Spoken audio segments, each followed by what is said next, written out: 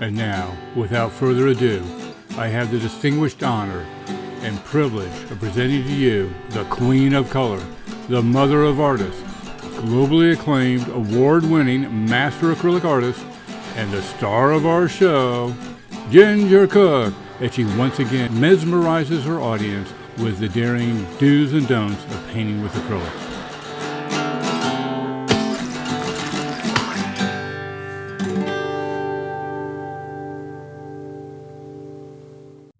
Hey, Ginger, looking wonderful today. You've got the sound work. Ginger, what? Are you kidding me?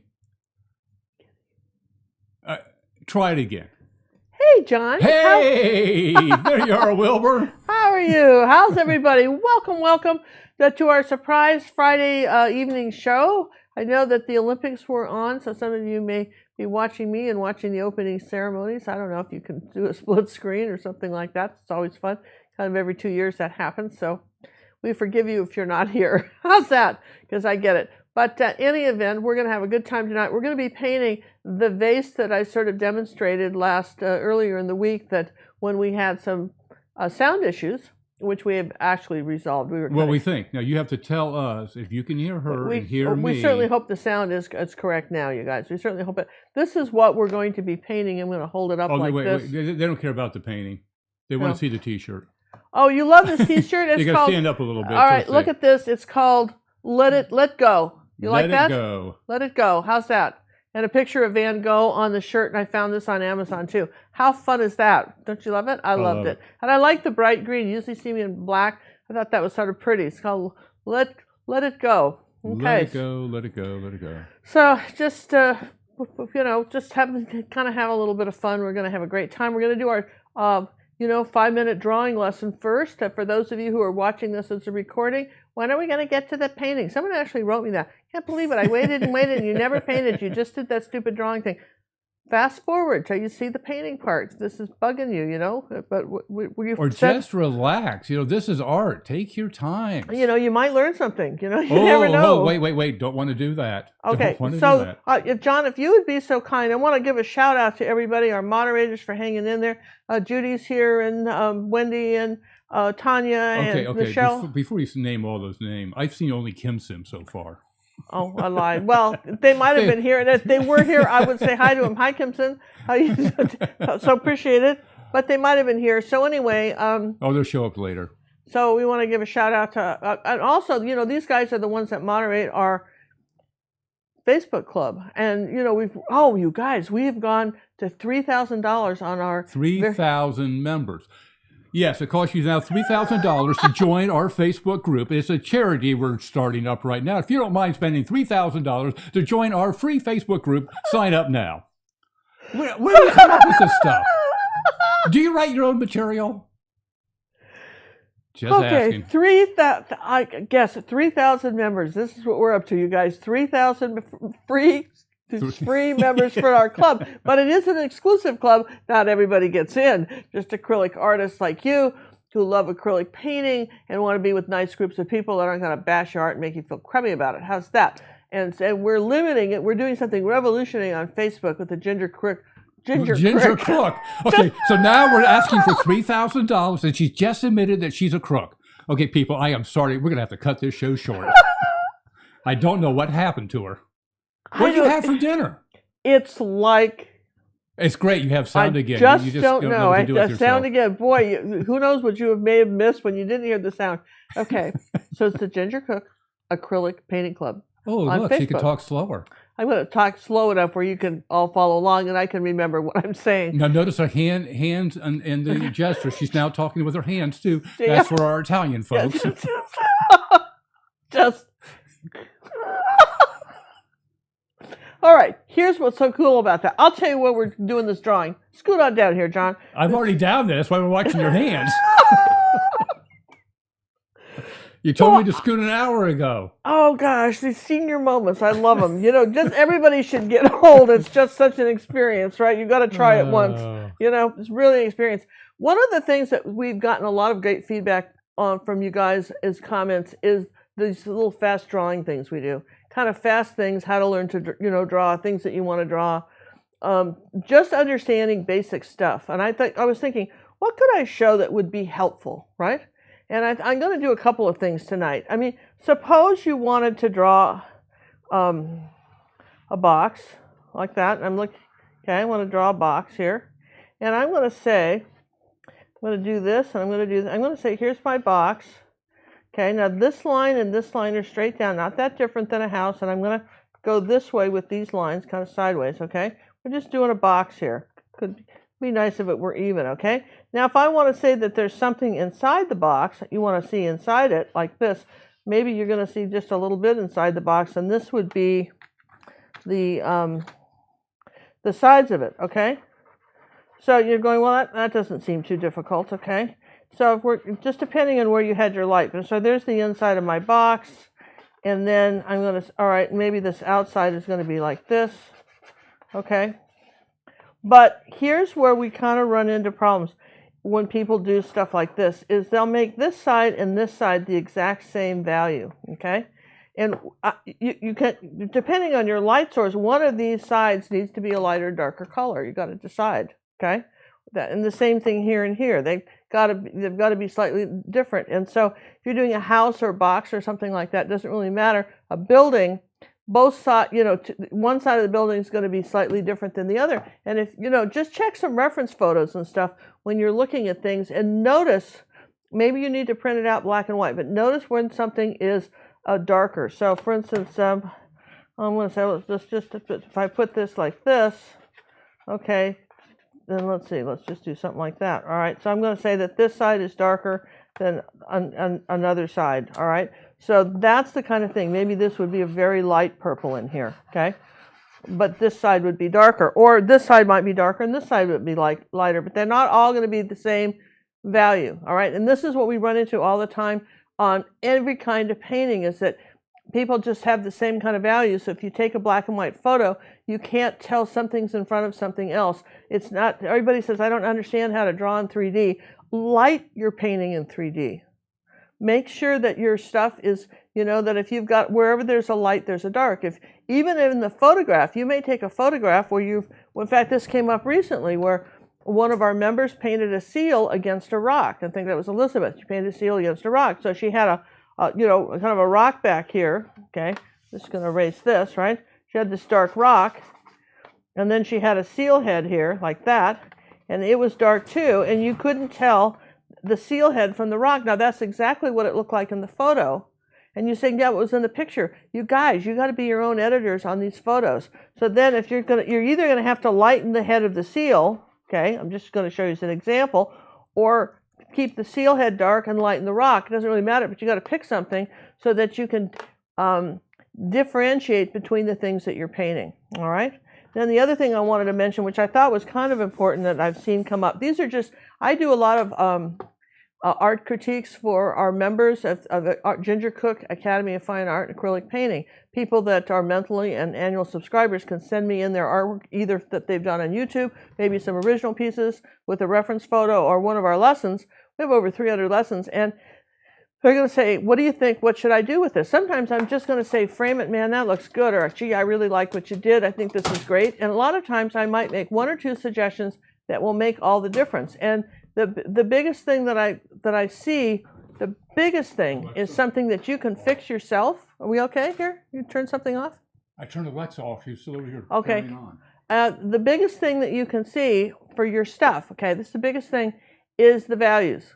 Whether something is too light or too dark, or all, so that you can't tell. And this is a solvable thing. You don't need a professional art coach to tell you this. All you need to do is, as you're painting, have a black and white reference of what you're looking at, and then every once in a while use your cell phone camera. Do you guys know how to do that? Do you need Sammy to make a special video on how to take your cell phone and turn it into real fast into a black and white photo, and just do a double, just take your cell phone, take a picture, and then quick, like a bunny, turn your photo into a black and white, and look at, as you're painting, how your contrast is compared to what you're looking at. If you do that, you're going to find that your paintings will improve by a landslide. And you're going to say, wow, I had no idea it makes that much difference, okay? Question here from Mary. Yeah. When trying to lighten a value, is white necessary to use? Well, that's a good question, Mary. That's a really, really good question. Whoa, it's the question of the night. Mary's got the already. question of the night. And Out of the chute. Out of the chute. Mary, that is such a good question. Because, you know, what you've just won, Mary, is either 1 week of free art lessons on the Ginger Cook Academy website, or if you're already a member, you can have one free downloadable lesson in our store.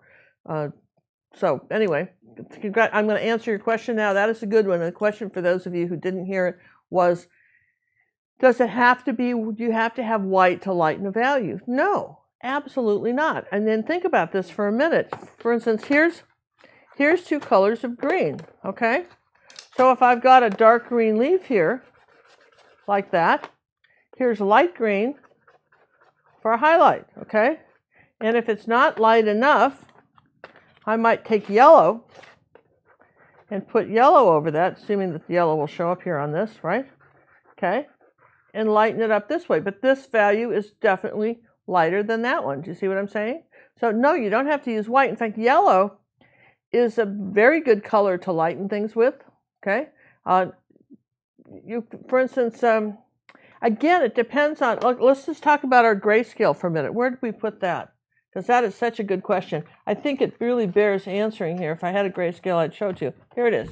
Okay, so here's your grayscale. Basically, this is a black and white, so just ignore that for a minute, right? So these are basically all the tones you get before you get to pure white, all right? So if you're over, say, on this side of the grayscale here, then this gray would certainly be a contrasting color, wouldn't it, for that, if you're over here? Now, if you're right next to each other, they're not going to show up. If they're 2 light colors, then it's not going to show up either, not just 2 dark ones, all right? You won't be able to tell. Now, here's the thing that's interesting. The average artist can see about 20 different shades of gray, all right? The average viewer can see about 8. So who are you painting for? Not the other artist. You're paying for the person that really isn't getting it, right?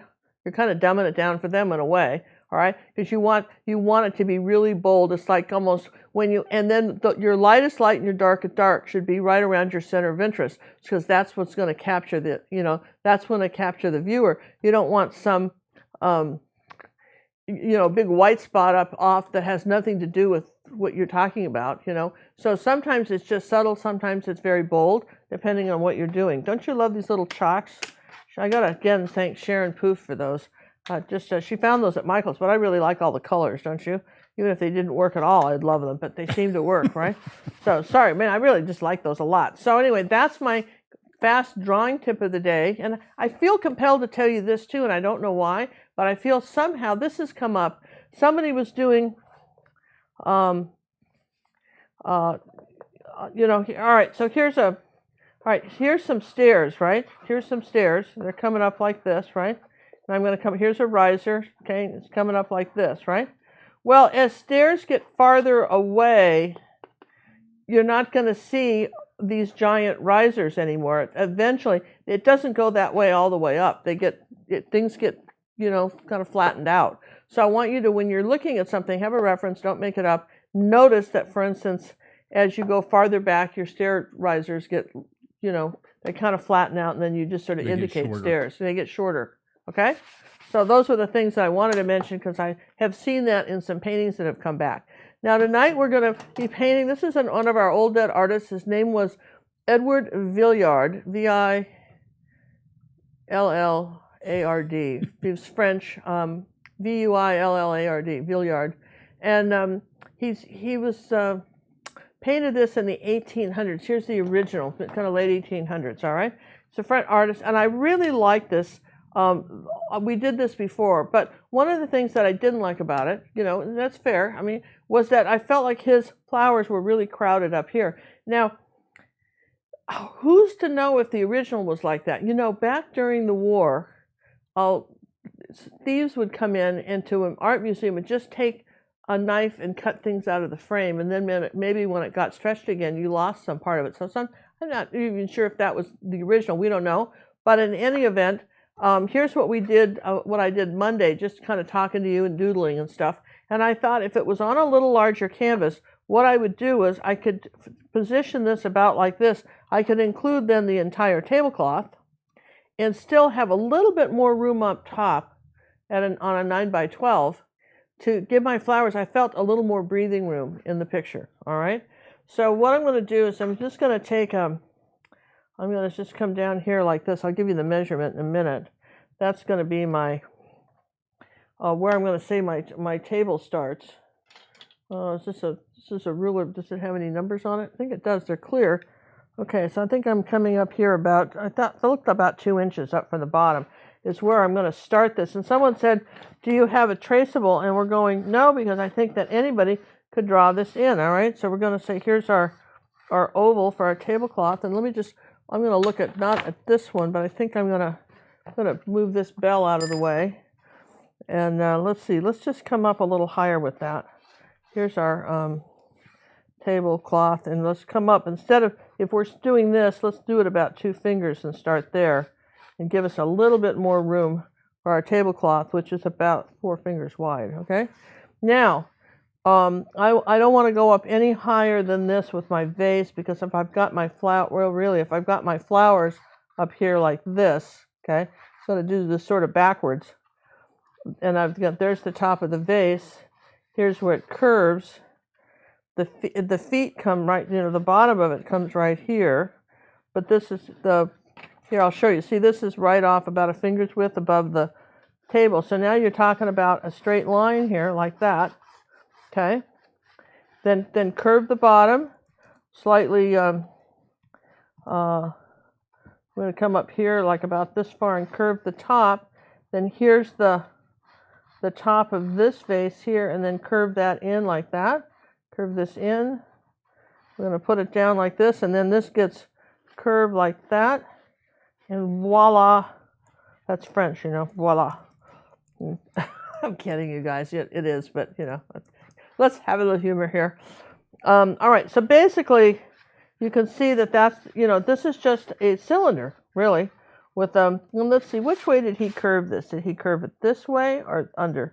Kind of not quite straight, but we'll just not quite as curved as I've got it either. So, all right, so there's this edge here. And then somebody pointed out, I didn't see this. If you zoom in on this, these are little people here. I'm telling you what, this is Mrs. Magoo here with the glasses looking at that. I did not see that. I just painted shapes and stuff. Actually, I ended up doing the people, but not on purpose. These are actually people here on this Chinese vase that he did with the flowers, okay? So I thought that was sort of interesting. Don't you think so? And he's got a rose here. We'll just make a shape like that. It's going to come across here. Let's see, it's curving this way and then over the top of that, okay? And then let's see, how much room do we have? From the vase to here, about this much. We'll shorten this up a little bit. Say this is the rest is our tablecloth coming down here like that, okay? Now we're rolling here, you guys. Now we're rolling. Now at the top. So how wide is our vase? Well, let's see. I think I made it about, what does that look like, John, to you? About 3 inches wide, right? About that. About 3 inches wide, but if you made it a little wider or something, I don't think it matters. We're not trying to forge this artwork. We're just generally going to do a fun vase. Yours looks a little different. You could do a round one. Who cares, right? We can still, all the colors, what's neat about this were all the colors were really pretty. Okay, and then we're coming up here like this. We're getting questions on what color is your background? My background is sort of a pale purple. It's just purple and white. Bit of blue, and it's just I just had something left over from some painting from the other night, so that was the background. Okay, so something like that. And here we go. Let's see. This comes kind of to a point like that, That comes to a point. This one's a little rounder. This one's coming off this way. They're all slightly shaped differently, and like that. All right. So if I know that this is what we've got, so my total vase from the top to the bottom is about from the very top to the very bottom is about, what is that? I can't see it. I'm backwards here, John. That's my problem. I'm backwards. This is what, 1 inch to, be nice if I could read the print. Can't even see this ruler. My problem is I can't see it for anything. We have rulers with numbers on, real numbers on them, don't we? That I could possibly read. Oh yeah, let's get one with real numbers. I can. Oh, look at that, black numbers. That's what I need, right there. Look at that. I'm thinking about 6 inches. Does that seem like a right to you? And I was right. It's about 3 inches wide, right? That's pretty good. Okay, and right up before it makes the curve, the part that's not curved is about 3 3/4 inches. This part. Okay, so you got to be able to do that and kind of center it in the middle of your. Kind of center it in the middle here. All right, so I'm going to put this out of the way. I'm going to put this out of the way. Let's put some paint out now. We'll put out this pretty colored chalk. I have to put this all the way back. Thank you so much, Sharon, for this. This was so nice. And I got a great surprise in the mail. I was going to show it to you, but I didn't know how to show it to you. But what came today was a kind of a late birthday gift. A Van Gogh umbrella, Starry Night umbrella. How nice is that? And that was from Miss Becky. Yeah, from Miss Becky. She sent that. And thank you, Miss Becky. Thank you, Miss Becky. We appreciate it very much. That came today. And that was really fun. Actually, we had a good time. You know what I did for Miss Becky? It was really fun. I called to thank her for it. And then I said, what are you working on? And she said she had a project, some painting she was doing, and it wasn't going well as she'd wanted, right? She said, I don't know how to do this and that. And I said, well, take a picture of it and send it to me on the phone, which she did. And then I took it from my phone into my computer and sent it back to her in about 15 minutes with the corrections, that solution. Yeah, don't you love technology that you can do that? I mean, I love that. Okay, so this is some cad yellow medium. Ultramarine blue, we use pretty much the same colors all the time. I know it's just not a great mystery here what we're doing. It was my grandson's birthday yesterday, Spider, it was his birthday, and that was nice. I didn't go over there because the youngest one has tonsillitis, so that's sort of... Ooh. I still have my tonsils, you know that? I got rid of mine a long time ago. I didn't need them. Yeah, I still have mine, and I can remember, I would think I was about 23 when I had tonsillitis, and I remember that, just because, it was sort of... I remember that, and I haven't had it. I never really had a problem with them since. But well, here's a question for you: do you do classes for drawing? We don't have any drawing classes right now on our website or on YouTube. We haven't really done that, but we're going to start adding some, and I'll throw some up in our Facebook club too for our members. We started to talk about that a little bit before I got distracted with the $3,000. I don't know where that came from. Maybe I'm just hoping to win the lottery or something. I don't know. But anyway, I don't know. What we're going to try and do, because we're going to have a closed club with 4,000 members, our club will be kind of closed on Facebook, and then we'll be adding members, but only via membership through the Academy. They'll also automatically get a membership to the Facebook club. Here's some magenta, and we're going to do cad red medium, and but right now, it's still, we just reached a little over 3,000, so we have a few thousand to go. But the reason we're keeping it tight like that, the reason that we really wanted to keep it tight is because when people post their artwork, and we've got so many wonderful artists, some people are just starting out, other people have been painting for longer, and they're posting artwork, and it's nice to get some feedback on your painting. You're going to get some good ideas. I mean, someone will say, do you buy this brand of paint? What should I use? Other people, we're going to get the benefit of the experience of 4,000 artists on consumer things, on things we like. Maybe there's an alert on paint or something we'll be the first to know because someone will know it and share the news. But if you have 10 or 20,000 people in a club like that, the feeds go by so quickly that you're just lost in the shuffle, and we don't want you guys to feel lost. We want it to be a special experience, and we think that's what we've made. And our friend, one of our moderators, Michelle, said that she thinks that we're revolutionizing how people might want to do a Facebook group, because keep it where you kind of know the other people, and you can be heard and seen. And get the help you're looking for. And get the help you're looking for. Or and be helpful to others. Just be helpful to others. Sometimes it's nice. We have people check it 2 or 3 times a day, just see what anybody else did. Sometimes it's fun. It's really a fun thing, and I think it's really nice. I check it a lot, and sometimes if you have a big capital, the letter CC on your post, the other members will then feel free to maybe give you some ideas on what you could do to improve it. And you might get 4 or 5 different ones, and that doesn't make anybody else wrong. It's just everybody sees the world a little differently.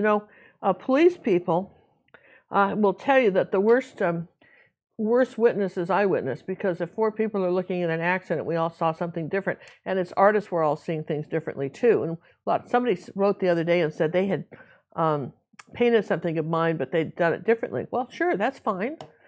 You guys are individuals. You're going to paint things differently. You can see the world differently. We all don't see colors the same. Someone says, I can't get your colors to look like mine.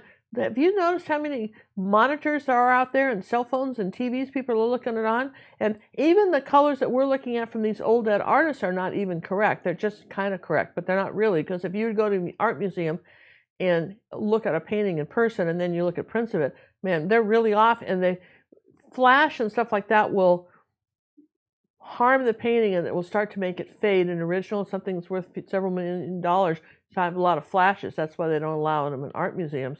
So they're very careful how often they film these things and photograph them and so forth. And so you can't exactly get anything perfect. So just have fun with it. That's what I'm going to tell you. Relax. It's all right. All right. So now you see we've got this vase kind of sketched in here.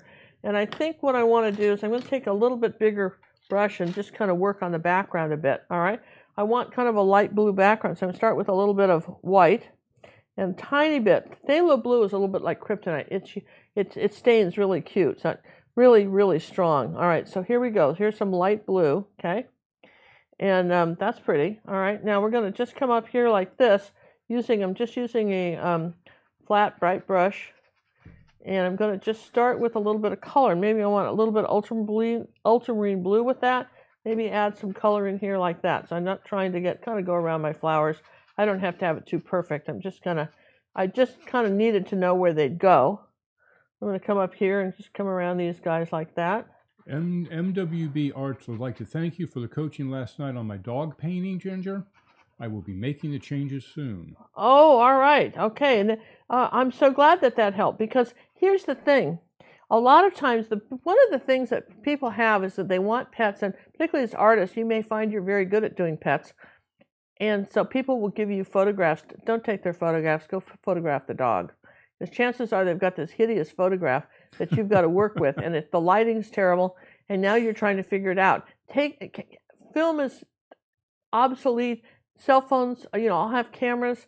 Take 1,000 pictures till you get the right one of that dog. Take them around out here and there in the sunlight, by the pool, wherever. Take some pictures of your animals and be careful. John, what can you tell us about people that take animals and they shoot the animals straight on? How does that work out for them?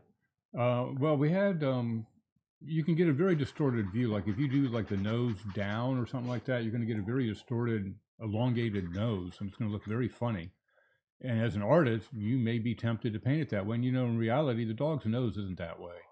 So you got to be careful of the perspective, your angle on the animal. What is the best way to take a picture of a dog, John? I don't know. What is the best way? A lot of pictures. A lot of pictures, should you take it from above? Should you sit down on the ground, take it looking up? How should you take a picture? Well, I have done it several different ways. I've gone down at the dog level and been eye level to the dog, and that's a great perspective, because you're getting to see what they see. Well, would you take it from the front, from the side? How would you take a picture of the dog? I would do a 3/4 view, 3/4 on the face. I mean, you're primarily going for the face. So you get a little bit of the body, but primarily the face. You don't want a straight profile necessarily. You want to see the dog's character. That's expressed in the face. Now, you guys, thank you very much for that, because this is what I've seen is a lot of times people will get a photograph, and the photograph is so off, and they will, as an artist, you'll just paint it exactly like the photograph, and then we're willing to overlook photographs when they're wrong. For instance, some good example would be National Geographic and the Sierra Club put out calendars every year of nature, and they'll show water, and it's shot where the water's just practically frozen over the waterfall. Well, that's fine if you're looking at a photograph, but if you go paint that, and paint it that way, it's not going to look right. So somehow we've all been indoctrinated into the idea that if it's a photograph, we believe it. But if it's a painting, no one will. And you won't understand, well, I did it just like the photograph, so why didn't this work? I mean, that's kind of where you are with that. All right, so now you see we've got this. You didn't hardly even see the background, did you? You know, just the purple was there. You probably could have used just about anything. All right, now I want a little green here coming up on the sides. Okay, so I'm going to take white again, just over what I'm doing here. It's titanium and a little yellow. Okay, and I've got this sort of kind of pale green color. Okay, and I'm going to just wipe the brush off a bit and using it because I'm very lightly, I'm holding the brush very flat, right, and barely touching it, and I'm just kind of doing some smudgies here, barely touching it over here like this, up in the corner, and turn it over like that, and coming around where the flowers are. And this can work if it's wet, if you hold the brush very flat. Okay, you put a little paint on the brush, wipe it off, come out here, barely touch it. Just imagine that it's sunburned and it's yelling at you. So this feels almost kind of like a pale yellow, and I'm kind of looking at his picture. And you don't have to do it exactly like his, but he did have sort of an interesting background, all right? And he probably didn't do this painting in 2 hours either, and we're going to do it fairly quickly in 2 hours. Now I'm going to take a little bit of ultramarine blue and a little yellow oxide and make a darker green. If you don't have yellow oxide, yellow ochre is fine. That came up also. So I'm barely touching it, coming right up to the side of the vase here over my blue. Why do you paint the whole canvas one color and then paint over it again? The reason I do that, John, is because I want a background that's going to grab the paint, not the gesso, but the blue paint is going to grab it. And there, believe it or not, some of that purple showing through in the little bits where I missed. Okay, there's an artist in Hawaii, and she just paints everything red first and then goes. I mean, there's all kinds of ways to do it. I tend to look for I thought the purple was nice. Sometimes I just have some leftover paint and I'll just paint a canvas and then I'll see which ones might work. You need to have some paint anyway, and this is a good way to not waste paint. Okay, so we're going to come up here around our flowers, kind of like in here like that, and make a little bit of a green color, kind of this way. Just kind of smudge that in here, okay, like this. And let's see, we'll come back to that light color. And barely touch it now. Just see, I'm barely touching it. I'm kind of layering it. This is what we talk about in acrylic painting, is layering. Okay, we're just layering colors. There were more light colors on this side. Okay, there even was a little bit of yellow oxide over here too. Just barely touch it. I mean, at some point we'll have to dry something, but I'm trying to do what we can do without drying it. All right, what can we do without having to really just sit down and dry the picture? Now, let's see, there's quite a big space in here. I'm just going to wipe the brush, get some of that real light color, and kind of break this up. Just barely touch it. This is really flat. Kind of just like scribbling it on like chalk. Okay? There we go. Okay, and again, the color is, who knows? And without seeing the original, we don't really know what the color was. Okay. So now that's probably as much as I can do for this larger background, okay, the background. So I'm going to put this big brush away, and we're going to work on the vase. And one thing I can do is, see, I couldn't use it because I couldn't see very well, but where's my T-square? Here. I know that I want this line straight, so if I take a little T-square like this, how you use these is you hook them up to to your canvas. You see like that? So this is I know that that's going to be a straight line now. So I'm going to take a little Dazzling purple, and I'm just going to, using my angle brush here like this, I'm just going to come down like this and say, there's my straight line. See how nice that, and then what you want to do is wipe the thing off, get in the habit of doing that. All right, so here's we're going to start putting in our vase, and I'm going to do it on this side too. I'm going to go ahead and figure out where I want my vase here. See what. We'd like to thank Miss Brooke for the donation. Miss Brooke, thank you so much. We got, we used your donation money for all kinds of things, but mostly we buy a lot of art supplies with it. That's very, very helpful to us. Okay, so I'm going to come under here like this. Now I noticed that if I have the vase this wide, which I made it a little bit wider, if I decide I want the vase this wide, which I want it that wide, then this pedestal has to be the same distance here as it is here. So we've got to move it over a little bit. This is why we're going to do that. So you want to make sure this is sort of centered under here like that. And, okay, so now I'm going to take some purple dark purple like that, and just paint in this first layer of color on my pedestal like that. And this is just sort of, it curves around like a C here, like a backwards. There, it's curving around like this, and this is coming down under here like this. There we go. That's all right. So there's the bottom of our pedestal, and then here's let's just come up here on this inside here like that. Same thing. We have a lot of people just joining us. What's the name of the artist, the original His artist? name is Edward Villard, Villard, Villard. He's I just loved all the colors in this painting. Just loved them all. I thought they were so pretty. Well worth the time it took us to paint it. Here's a little dark color like that. A little shadow here on the vase.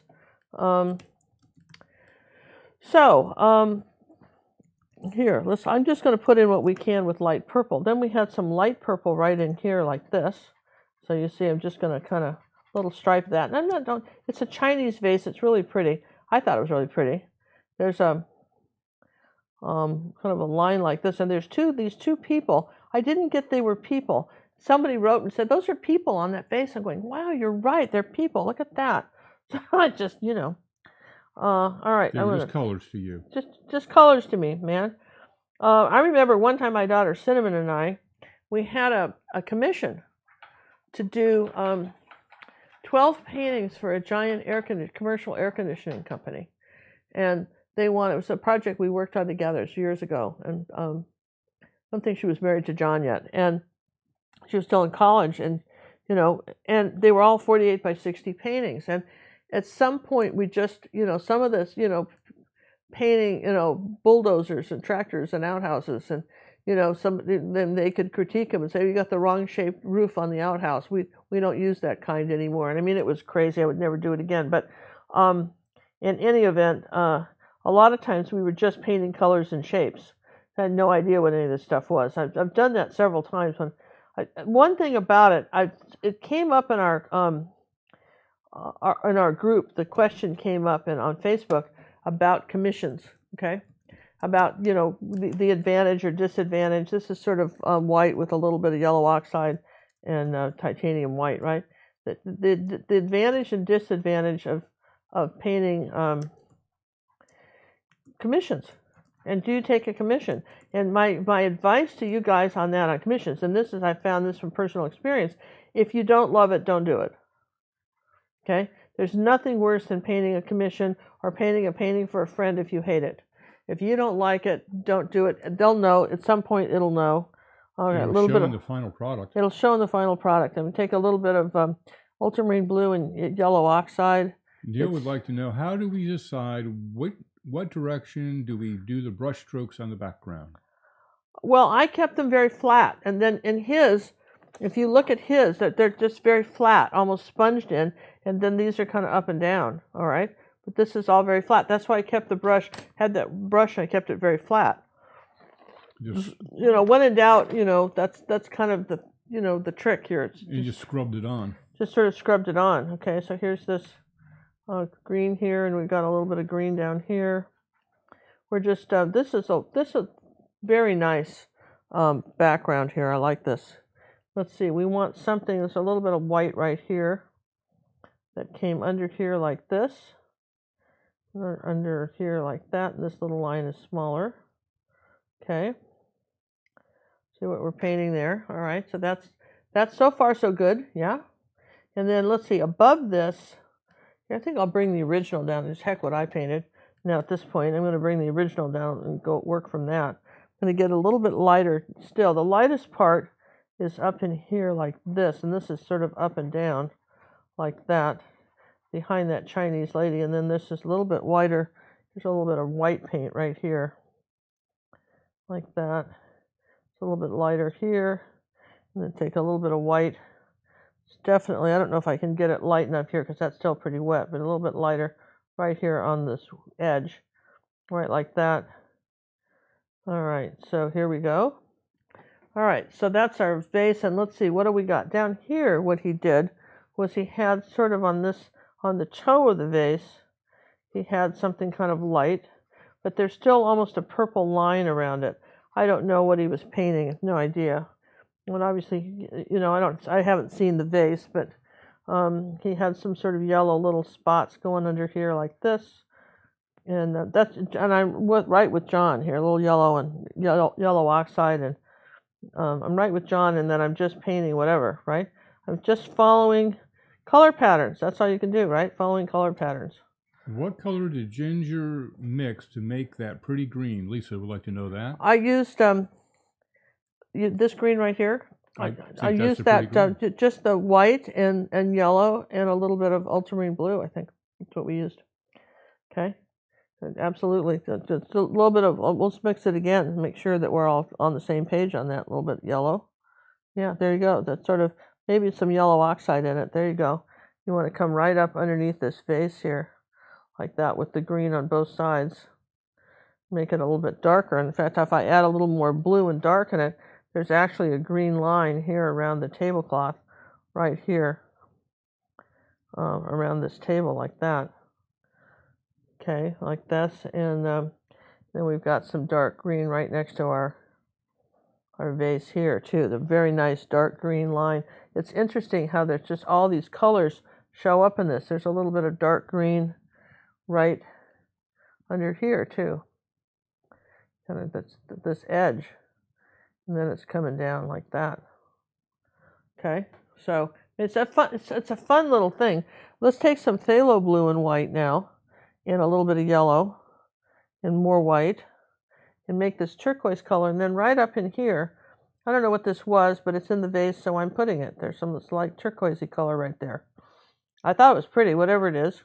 And then there's some kind of green underneath it, just pure yellow. Remember, you can mix right on the canvas, so I put some pure yellow on that. There's the bright green underneath.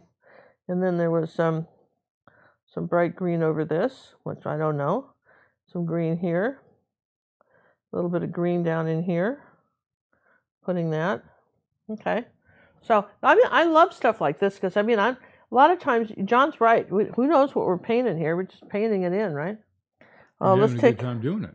Yeah, we're having fun, and we're chatting, and we're just talking and having fun. Let's take a little bit of magenta and white and add a little bit of that color under here, too. It's a pretty vase. I wish it was a nice vase. And then how about right here? This is this lady's dress. There's right here, there's I guess it's her dress. I don't know. We're just going to suggest it because we're not really putting it in, but there's a dress there of some kind that we're putting there. And then next to that is the still. Remember, I had some light purple there. You guys saw me put it in the beginning, right here. Well, we got to lighten that up because that's too dark. So come right up here like that and come up above that. Okay, and then we've got some ultramarine blue and white. There's a lot of colors in this vase that are coming this way on here, that are doing this, going this way. Remember, the brush strokes are circling around. And then we got some phthalo blue and white, and that's going right up here. Here's the other guy that's on this side of the vase, and he's coming up here like this, doing something. So that, I mean, I'm not making this up. This is what was here, right? I guess he's going, oh no, something here like that. And Cindy would like to know, have you always had a loose style of painting, or did you develop that with experience? I think a lot of it's experience, Cindy, because what happens is when you're first painting, okay, when you're first painting, you want to try to make everything very realistic. And then I think as you move on and paint enough, then you start getting a little looser, all right? I would say that would be the best answer. I could give you that. Let's take a little yellow and cad red medium and make a little orange color. We need to come under this, like this, a little bit more red with that. Come under here. Beth would like to say thank you for sharing your website. Thoroughly loved seeing your old French-inspired art. Oh, gosh. I'm glad you liked it. Yeah, it was really, really fun. We had a good time in France. We sure did. Okay, so some sort of orange here, and then there's a little bit of this color in this lady. Then there was some pink and white here. I'm just putting colors in this face. I don't know what anything is. I'm just putting it in there, right? Because the more color, you know, as you put more colors in, it gets kind of interesting. Let's make this a little bit lighter. coming right down here like this, lightening this up. The thing about painting with acrylics, and I will say this, the thing about painting with acrylics is a lot of times you think you're doing just nifty, and then you discover that they dried on you, and they're darker, okay? So that can be a little disconcerting when you think you come back over the picture then, and you're going, no, wait a minute, I know I made this lighter, I know I did what happened, and it isn't lighter, okay? All right, so we're just going to say that this is in here like that, come down here like that. All right, so we're sort of getting this in. I would say we were doing pretty well with our vase. Don't you think so? I think we're getting pretty good with this. So let's put darker here, a little bit of green. Fun little colors. Okay, so now we want to do the tablecloth while we're waiting for this stuff to dry. This is a little strong on this line here. Do you see this dark line I did with the ruler? That's a little strong. Let's soften this up just a little bit. It's a little bit too strong a line. Okay. There you go. Better, better, better, better. All right. So, okay. And we're not quite here with the light here yet. Wait a minute. I'm going to have to put some new, here, this comes at an angle. How weird is that? It's got a little bit of green with it, a little bit of yellow. This is coming at an angle like this, under this guy. And here's his little outfit. I don't know. I think this is, I know there's people, but this is so loose, I can barely see the people. But if you want to make better people, feel free. You can look him up and put the better people in. All right, now it's the tablecloth is Cad Red Medium.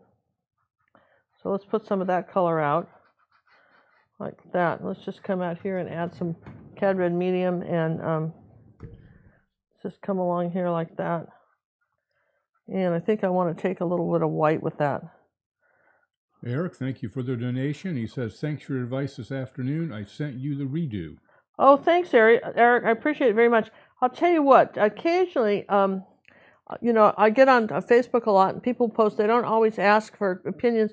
If I have one, I've decided what I might do. If you're one of our members, occasionally you might get an instant message from me saying, saw your painting. By the way, I think this, particularly if you're a member of our academy, I think this might be helpful, even if you haven't sent me in for critique. So, you know, I'm not trying to offend anybody, but I just thought every once in a while I can't help myself. I'm going, this is really cool. If you could just do that, it would be really awesome, you know, kind of thing. So let's see. We want this a little bit lighter up here. I'm just putting white on the Cad Red Medium like that. I'm just trying to come under here like that and come back over here like this. We'll put some purple on top of that. Now, as it gets down further, it's actually orange going down this way. That's why I didn't get to do the tablecloth in the other one, but it's actually, there's some orange. Wait a minute. Where are you? I'm zoomed in. You've gone down. I'm down. I'm lower. Do you want to? Yeah, I've got to. You've got to zoom back out. Yeah. Okay. I'm lower because what I'm saying is that what happened here is I guess I better take some purple. I'm going to come down here like this. I'm going to darken this tablecloth and make sure that I have this oval good. You can kind of see it in the mirror here. Here's the oval part of the tablecloth, and I'm just coming down like this. Brush strokes are going up and down now, please. See that? We're just putting some dark colors down in here, and we will play with the tablecloth a little bit more. Though I do like the tablecloth, I like the idea of the tablecloth here. Put a little ultramarine blue with the purple. That's pretty. And let's see if we got something like this. We can always put some other colors over it, and then we have a little shadow right here underneath this flower that's going right here. And there's something dark over here, but I think it's green. So a little bit of blue and yellow, kind of a dark green color back over here. It's not my tablecloth, so I have no idea why it looks like this. But apparently he thinks it did, so we'll just go with his. It's fun. To me, it was all the colors, right? You know, really, it was all the pretty colors in the tablecloth that really kind of caught my attention in the whole painting.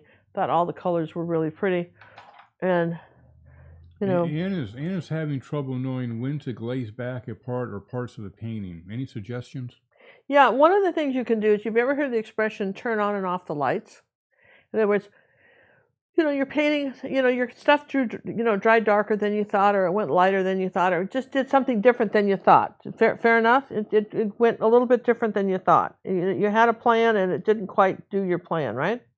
So at the end, after a while, when it's dry, kind of look at it and say, where do I need to turn on and off the lights? Now, one of the ways, if you get something too light, you can always err on too light, because you can always just take a little water and some paint and just sort of stain it like a coffee or tea stain with a color. That's called glazing, or you can use a glazing medium too. That works well.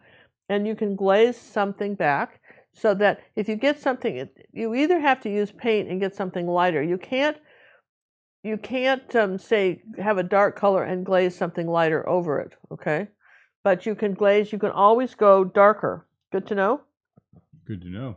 Kenny would like to know, why wouldn't you change the red of the tablecloth so it doesn't compete with the flower colors? Well, we're doing his, but I think that's a wonderful idea. This is what we talked about. I saw something just today. I was talking about painting with somebody, one of the old dead guys. In fact, our moderator sent it in, and he had these beautiful roses, and then there's this bright, ugly blue curtain. And I mean, maybe that was the ugly curtain in his house. I don't know. But there's an awful temptation for artists to just paint what they see. I mean, we do it today. It was in the picture, or it was in the house. This is what, it's like, we're not historians. We don't have to be historically accurate about things, okay? See what I mean? See how I'm lightening things up here again because things have dried? I'm coming along here like this and lightening this edge up here like this, kind of squaring this off like this part of the vase off. Ken would like to know, is the Cad Red medium opaque? It seems opaque on your painting. No, it's not opaque. Cad Red medium is a very strong color, but remember, it went over purple. And I added some white with it in here, okay? And it went over dark color, all right? It's not over white. It's not over a white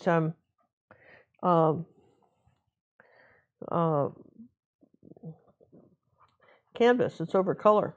Hey, we'd like to thank Anne Marie for the donation. Oh, Anne Marie, you're so kind. Thank you very much. We really appreciate this. We're about ready to put in another paint order, and that really is very helpful. Okay, so I want to come up here like this with some yellow and some ultramarine blue, because that, and a tiny bit of magenta. I'll tell you what, that makes sort of an army green color. And right up here like this, there is a sort of like a funny little leaf thing. I'm just going to put it in that's kind of curling around here. And then underneath it, for value-wise, underneath it, they've just got some dark ultramarine blue that's underneath this leaf so you see it, okay? And then there's a little bit of magenta and purple and white up this way that's kind of coming up here like that and kind of coming this way. And let's see, a little bit more of that color right here, okay? So, I mean, as we paint this, we're adding more stuff. Does that make sense? We're adding more stuff. Like, for instance, here's our little Chinese lady right here, and we're going to do a little bit more to her coat.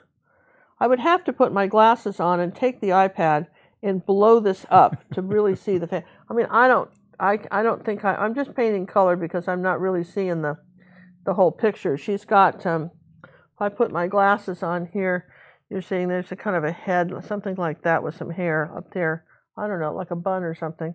Oh, here's a good question for you. And here, Lisa would like to know, do you ever buy the tubs of paint instead of the tubes? And if not, why not? I have done that. Here's some examples. Sometimes they're giving them away and I take them. This is Daisy Yellow by Matisse, and this is actually a ground, what they call an acrylic ground. You can, and it's cheaper.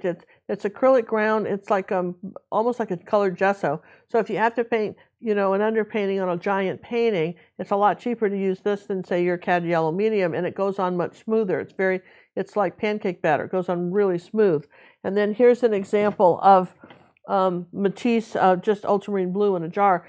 I find that I don't like that because if you leave the lid off, and you just, sock folders are not all of us, John is, but I'm more as likely as not to leave the lid off. And then what happens to my paint is, if you leave the lid off a tube like this, it just dries at the top and you can stab something in there and get the paint out. If you leave it off a jar, he's laughing, you stab it. But, you're just sort of screwed. There it is. You ruined it. And also, it's obviously, it's like anything you buy. in large quantities, the bigger the jar, the cheaper it is. This is true. But a lot of times it dries out. It's hard to get the paint out of the corners. I like round jars better than square jars like that. You have to have clean spoons all the time or you contaminate your stuff. I mean, there's just too many ways it all can go south on you. How's that? Unless you're a sock folder, avoid the jars. Well, yeah, you line. guys, yeah, you guys, you sock folders, you're fine, and no one would fault you for it. But for a lot of us, we understand our limitations. Does that make sense? Okay, I'm going to just darken the bottom of this vase right here. All right, so I think this is dry enough where I'm going to put my flowers. So I'm going to start with the Cad Red medium, and I'm going to come out this way, and I'm going to make this shape right here, kind of like the letter U. And then I'm going to bring it like that, kind of like with a little V in the middle, kind of notch the V here in the middle like that. There's a flower. And then I'll take a little bit of magenta and that's the inside of that one. So, all right, so there's that one. Jane would like to know, is there an advantage to spray varnish versus brush-on varnish? Yeah, I'll tell you what, the Liquitex varnish that I use, and I've used it for years and years and years, is the Liquitex medium and varnish, and you brush it on. I've got videos on YouTube on how to do that. And what it does, and Eric will tell you this too, because I've turned him onto this now too, is what happens is it's like a color popper. It brings your colors back out. Then if you still want it matted, you can go back with their matte medium and matte the painting so it's not shiny. So if you don't like shiny, you have to use the gloss varnish first. But most people put it on back and forth. What they do is they'll take a big brush like this and they'll varnish up and down like this and then back and forth like this. They've got a hot mess, the glare on it. They've ruined the painting, can't be fixed. The spray varnish does not do this, but the Liquitex medium and varnish, it binds molecularly to your painting and it protects it, man. It is protected. We don't send anything out. Like for instance, we had an auction recently where we, this is kind of square on the bottom and goes up like this. You guys remember we drew this one in too? And I think these sort of touch too. I guess maybe I'll bring this over here. This is a little bigger one. So here's this painting, this flower. How to make them bigger. We just sent out, how many paintings did you ship today, John? 21.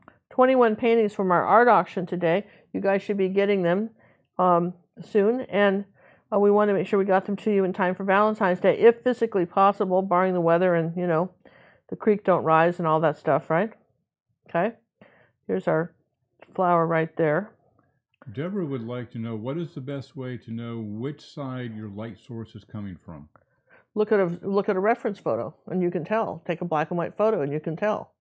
Well, This man here looks like flat lighting from what you've done. He doesn't have a lot of lighting. He didn't light this particularly. I don't feel he did, but most paintings are lit. I could give you examples of one that are lit, right? And you want that. I mean, if John had some photographs handy, I could show you some stuff. But it's very simple. One side's lighter than the other. Okay. He's going to look while we're chatting. Okay. No. You're going to read the next question. All right. Going to put something on here. We'll do something on that. But really, look at your reference photo. Don't make it up. Look at your reference photo. This is our varnish brush. This is the best varnish brush ever. People always used to ask me before, what kind of varnish brush do you get? And I used to say, just something that's cheap, that won't lose hairs, that's soft. Then this came along. This is by the Silver Brush Company. It's actually one of my daughter Art Sherpa's brushes. It's the ultimate varnish brush, and it not only can you get the varnish out, it doesn't leave any hairs. It's soft. It works like a champ and leaves no brush marks. And if you guys are wanting to know where to get one, you can find them at thebrushguys.com. Use my name, Ginger Cook, all one word, for a 5% discount, because they've offered to do that. But we love that varnish brush. We do. And John says we do, like I never varnished anything in my life, and when would I start? But I used to varnish a lot before he took over the sock folder. Sock folder varnishes now. Sock folder varnishes now. Okay, we're going to put some of this color in here. A little bit of some green up in here. I'm still playing with our, whatever this is. Okay, so with our Chinese vase. I like it though, right? It's got some funny little marks coming along here like that. That's a fun little thing, isn't it? You know, here's a question you're gonna like. Mm. Besides white and black, what 4 or 5 colors would you start with if primary? Which ones? Well, look, you have to have, what are your primary colors, friends? I mean, just ask yourself that. Let's just start with that. What do you think your primary colors are, right? So your primary colors are what? Red, yellow, and blue. Okay, so you pretty much have to have a red, you have to have a yellow, and you have to have a blue, wouldn't you say? I would say that. So, and I don't use black, so there's no black. But you could use black if you wanted to. I've got some great videos on with just 3 colors and white and black on YouTube. There's one we've got with a Monet with some boats. It was really pretty. We just did 3 colors. You can see which 3 colors I used there. Very nice. Okay, that's absolutely very, very nice. Does John varnish in like ginger gels? Absolutely. Yeah, just varnishes like I do. Absolutely. He does exactly like I showed him how to do it. And he's actually probably does a better job than I do. All right, here's a little light orange here. We're going to take up here and we're going to... Are you going to stay up there for a while? I'm going to stay up here for a while and work on these flowers. This right up here is a little light orange, and this is very impressionistic, this painting. There's just little blobs of paint here. Here's the light orange, and then we're going to take... Let's see, need some more white. Use the rest of this white up tonight, okay? Going to take a little bit of white and come up here on the outside edge of this, bring it toward the tulip here. These actually weren't tulips. I can't remember what kind of flowers did he say these were? I've forgotten. But he had a name for these. Strange name. Not one I have ever heard of before. I don't know. Some French flower. Who knows? Oh, sorry. I would like to know, are the spray varnishes worthwhile? Well, here's when you'd use a spray varnish. I don't use spray varnishes. Here's the deal. You got to spray them outside. With no bugs and wind, right? And if the first time you spray anything with anything, it's fine. That's the second time you use the can. And if you haven't cleaned the nozzle and you haven't stored the can properly and haven't cleared that nozzle out, it can spit on your picture and you're screwed. It's going to make a mark on there and then you're just done. Where it's spray varnish is if you have a lot of texture, spray varnish can be helpful. Or if you have a very, very flat poster-like picture, that might be a time to use spray varnish. But I personally like the brush-on varnish, but that's just me. Everybody is different, yeah? Yeah. Everybody's going to have a different... Everybody's got their opinion. Everybody's got their opinion. Best thing to do is try it. You know, I mean, everybody's got their opinion on stuff that they like and the reason why they like it, okay? So that's what I'm doing now is I don't have to know anything about flowers. I just put the colors where he did, and I should be okay, yeah? And we're going to come under here like that and kind of just pull that in there, kind of shade that out a little bit. Then he's got some purple and yellow make an interesting green. Purple and yellow make a really interesting green. Look at that, see? Oh, Cindy's come back. Which reds, blues, and yellows, cadmium, phthalo, they all don't mix like primary. Well, look, you guys, I use cad yellow medium. That's what I use. I have a list of the colors I use. You know, I mean, painting is not cheap. It's like golf. You're going to take up a hobby. It's not inexpensive. Let's not kid ourselves. It's an expensive hobby. So rather than get cheap on your paint, buy a few colors and paint smaller. Don't try to paint something 16 by 20 or 30 by 40 and then wonder how it all went south on you. Paint small things. Then when you really get it down, paint something large. That's where you want to economize on your pictures, not in your paint. For sure, you don't want to do that. Not in your paint. You want to economize on by painting something smaller. All right. So we're going to come up here like this, or we're coming down here, John, for this flower. Oh, wait, we're down?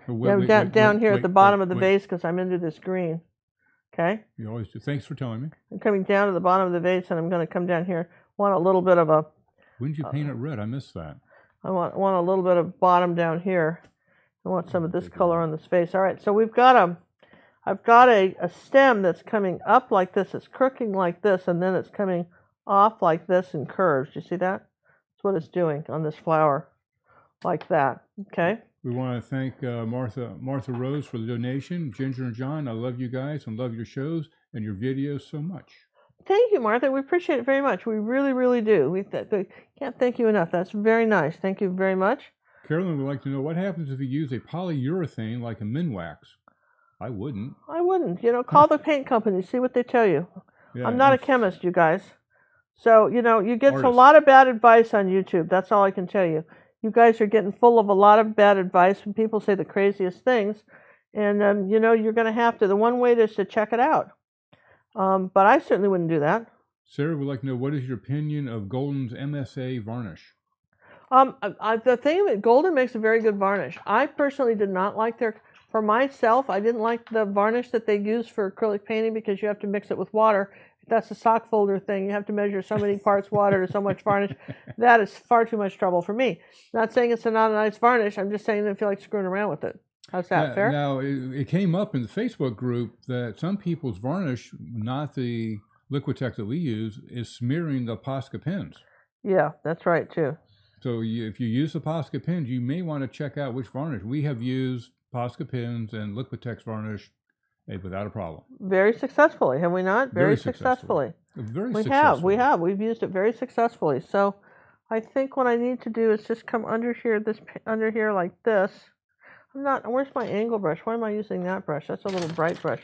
Where, we lost the angle? Here we go. Bright brush, angle brush, right like this, underneath here like that, coming up here like that. And then on the top of this, take a little bit of yellow oxide and white, and make sure that I have a clean brush to do that with. Okay, and I want to come up here right over the chalk. Well, that purple's, here we go, like this. Okay, there's the top of that rose. And then there's something light under here like that, under the vase, like that. There you go. Wherever there's a light, there's a dark. Even this guy knew that. You got to have even had a little bit of a pink color on the stem here at one point. Coming up like that. And let's take a little bit of pink and white. When I say pink, I mean magenta and white. And maybe a little bit darker magenta. We've got a little bit more red right in here like this on this flower. And I think I'm out of yellow. So yeah, you just have to assume that, this is not an inexpensive hobby, but it can pay for itself because you can sell your stuff. And someone asked me the other day, if I paint one of your paintings, is it okay if I sell it? Sure, I want you to sell it. And it'd be nice if you, mentioned that where you got the idea or something, but I want you to sell it and be able to, buy more stuff. Absolutely. That'd be grand. I'd like to thank Art for the donation. Thank you, Ginger and John. I love your live shows. Thanks, you guys. I really appreciate that. Now, you see I've got this light edge here, and I've got right here, this top of this petal right here. It's just one brush stroke like that on this flower. And then there's something light coming off under here like this. It's doing this, and then there's some light coming next to here. I'm just still in the light colors here. Kind of. Ivy would like to know, what brand and type of magenta does Ginger use and recommend? There are so many different kinds. Magenta is sort of an artificially done color. I like a Liquitex's one. I like Matisse's one. They're different ones. If you get flowers are one of the few things that you can paint straight out of the tube. Did you know that? You can paint them straight out of the tube. And so sometimes if you're going to own a bunch of colors, for instance, I would say that if you're going to try and own a bunch of colors, then different reds are good, okay?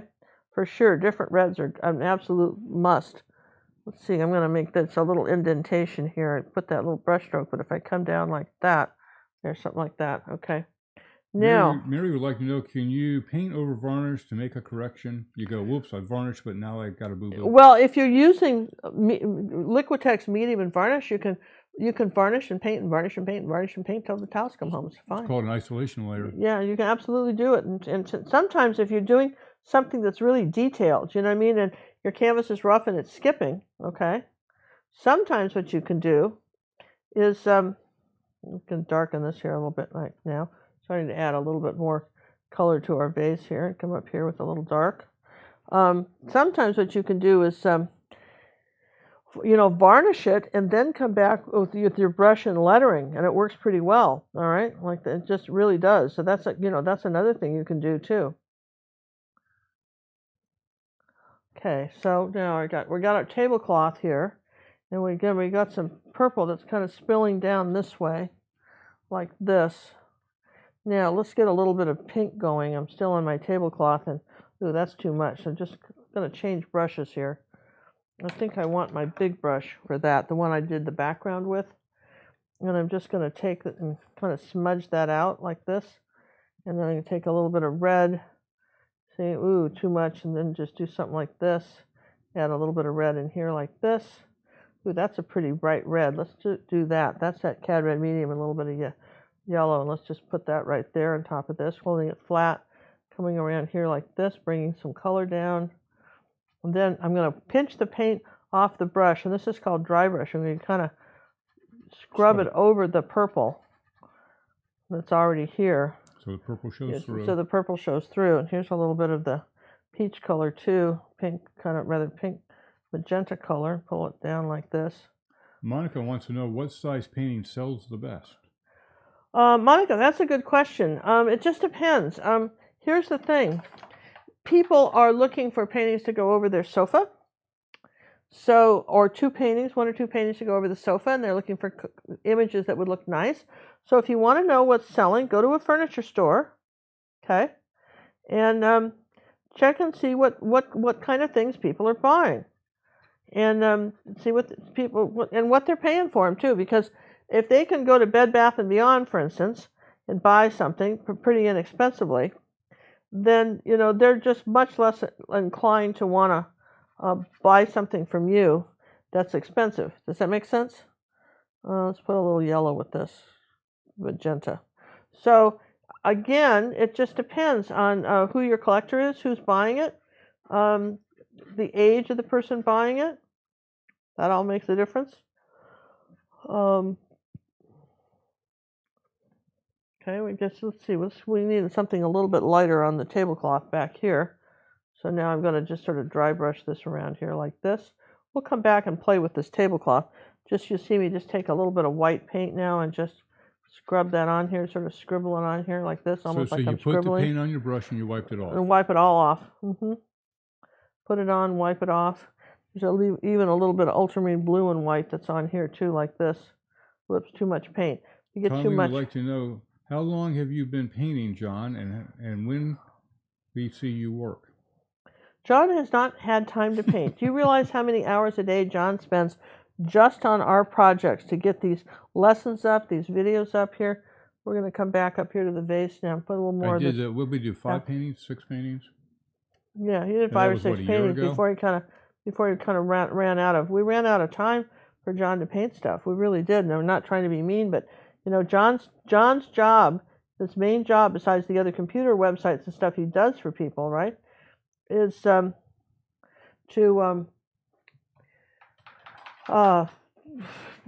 he maintains our art academy. He puts up new lessons every week. He edits the videos. He spent probably hours today just working on the sound so we would have a show tonight. Just the stuff that John does is just amazing. Just want to put some colors here in my tablecloth. You see how I'm coming back and adding a few? Sure. Would like to know, John, are we ever going to see Ginger giving you lessons? Probably not. Well, we're going to try, but we don't always get to do it. We'd like to be able to do it, and we just we can't always do everything we'd like to do for that very reason. Let's just make this a little brighter. Carol, I'd like to thank you for that donation. I love this painting and love the colors. I love the colors too, and thank you very much. I wish I could take credit for it, but it is pretty, isn't it? The colors are really cool, aren't they? And I'll put a little ultramarine blue with this and knock this back a little bit. There we go. Just knock this. There we go. I love this vase here. And then it had some green coming over it. I don't know why this tablecloth had some green on this side, but back down to the bottom again. Okay, I'm backing out. You're just driving me nuts. Okay, I'm going back over. I'm going around looking at colors, right? I know what you're doing now. Zoom back out because I'm going around looking at colors. He's got some bright green down here. I don't know why there would be green in here. It's not my tablecloth, so I'm a little confused. But he did. So put a little green here. Well, why do you put colors some places where you do that? It doesn't make sense. I know. You do it for accent. You do it because it's you. I guess that's true. So anyway, he did it too. So wherever he did it, I'm doing it because I like his colors a lot. I'm making a lighter color here, and I want a little lighter green right here. Again, a little lighter green here. How many paints I'm going to come back up here, and do this. Let's get a little bit more of this light green flowers up here. Kind of yellow. if you want your brightest green is phthalo blue, green shade, and yellow and white. That's your very brightest green. And he's got a little bit of that up there, not too much, but a little bit. And he's got some in his vase too, just a tiny bit in his vase. He put some of this weird, these fun green colors, and kind of up above this flower layer like that too. So I'm going to move this down so I can kind of see it. Now I'm going to work on here. I'm going to work up on these flowers. They've had a chance to dry, so we'll start adding some colors to them. How's that, you guys? While we're doing this, are you going to stay up there? Let's stay up there for a while. I just down here on the table. See, I knew it. You did it. I was moving it, and you did it. All right, coming up here on this, right? We're coming up here. You know, it's okay. It's all right. We're going to come up here on these like this. You drive me nuts. I'm sorry, honey. Put the bear in charge. Yeah. Okay. So we're going to come up here with some light colors up here on the top. Want something? Mickey would like to know: have you ever done a TV program? If not, why not? Oh, a TV show? Yeah. I don't think anybody's ever asked us to do a TV show. I don't think we'd probably do a TV show. I doubt if anybody would ever ask us to do We don't have time for a TV show. You know, no one's ever asked us to do a TV show either. I don't think we're that entertaining. Well, we might be entertaining. Who knows? You know, it's hard to say whether we're entertaining or not. I don't know if we're entertaining or not. Okay, everybody wants to know the name of the artist again. His name is Edward Vuillard, Vuillard. French? Oui, oui. French. He's French. And thank you, Susan. John, the work and time on the website is awesome. There's somebody that appreciates me. I'm telling you what. I mean, what John does on the website, and I think I've got his the top of his jar a little wider than he did, so I think I may bring down the top of the jar a little bit with a little purple. I think I've got this a little high, but and I'll allow for more plants here like that. Just come down here and just make that a little bit thinner. Okay, very good. Top of his little vase here, and then do this. There we go. All right. And we've got this nice light color coming through here. He had some nice light in here too, I have to say. He had great color sense, kind of like you do. I mean, the way you guys really do beautiful colors, and just so appealed to me. And this is an interesting comment from Chloe. What's that? Ginger's palette is so neat and tidy. Well, I'm sorry. I'm mixing all in the same places. You know what I mean? I'm mixing the colors in one place. I certainly wouldn't have said that. Oh, no, you wouldn't. But, you know, some of us... I have fans, man. So don't diss my fans, man. I won't. I mean, people are telling us you're totally entertaining. You guys should be on TV. Well, we thank you for that. Well, you know, you can broadcast, you know, you can put YouTube on TV, so we're on TV. I mean, what more do you want? Yeah, I guess you can, can't you? Yeah. And just here. And we're commercial free, except for whatever we're plugging at the moment. Yeah, we're plugging. Oh, speaking of that, these flowers need to dry just a hair. I knew they would. I need to show you something. That was a nice segue, don't you think? Yeah, I think so. So I want to do a commercial. I want to tell you something. One of our members, who I remembered before I started, and now I forget. So sorry. I think. But you'll know who you are. But you know who you are, right? Wait a minute. Let me turn off the palette. All right. So I'm going to just move this out of the way for a minute, right? Yeah, so you don't get paint on it. So one of the things that happened is that once a month you can does happen often. Let's just I don't know, stuff that happens, you guys. So this is what happens when you ad lib. It's all live.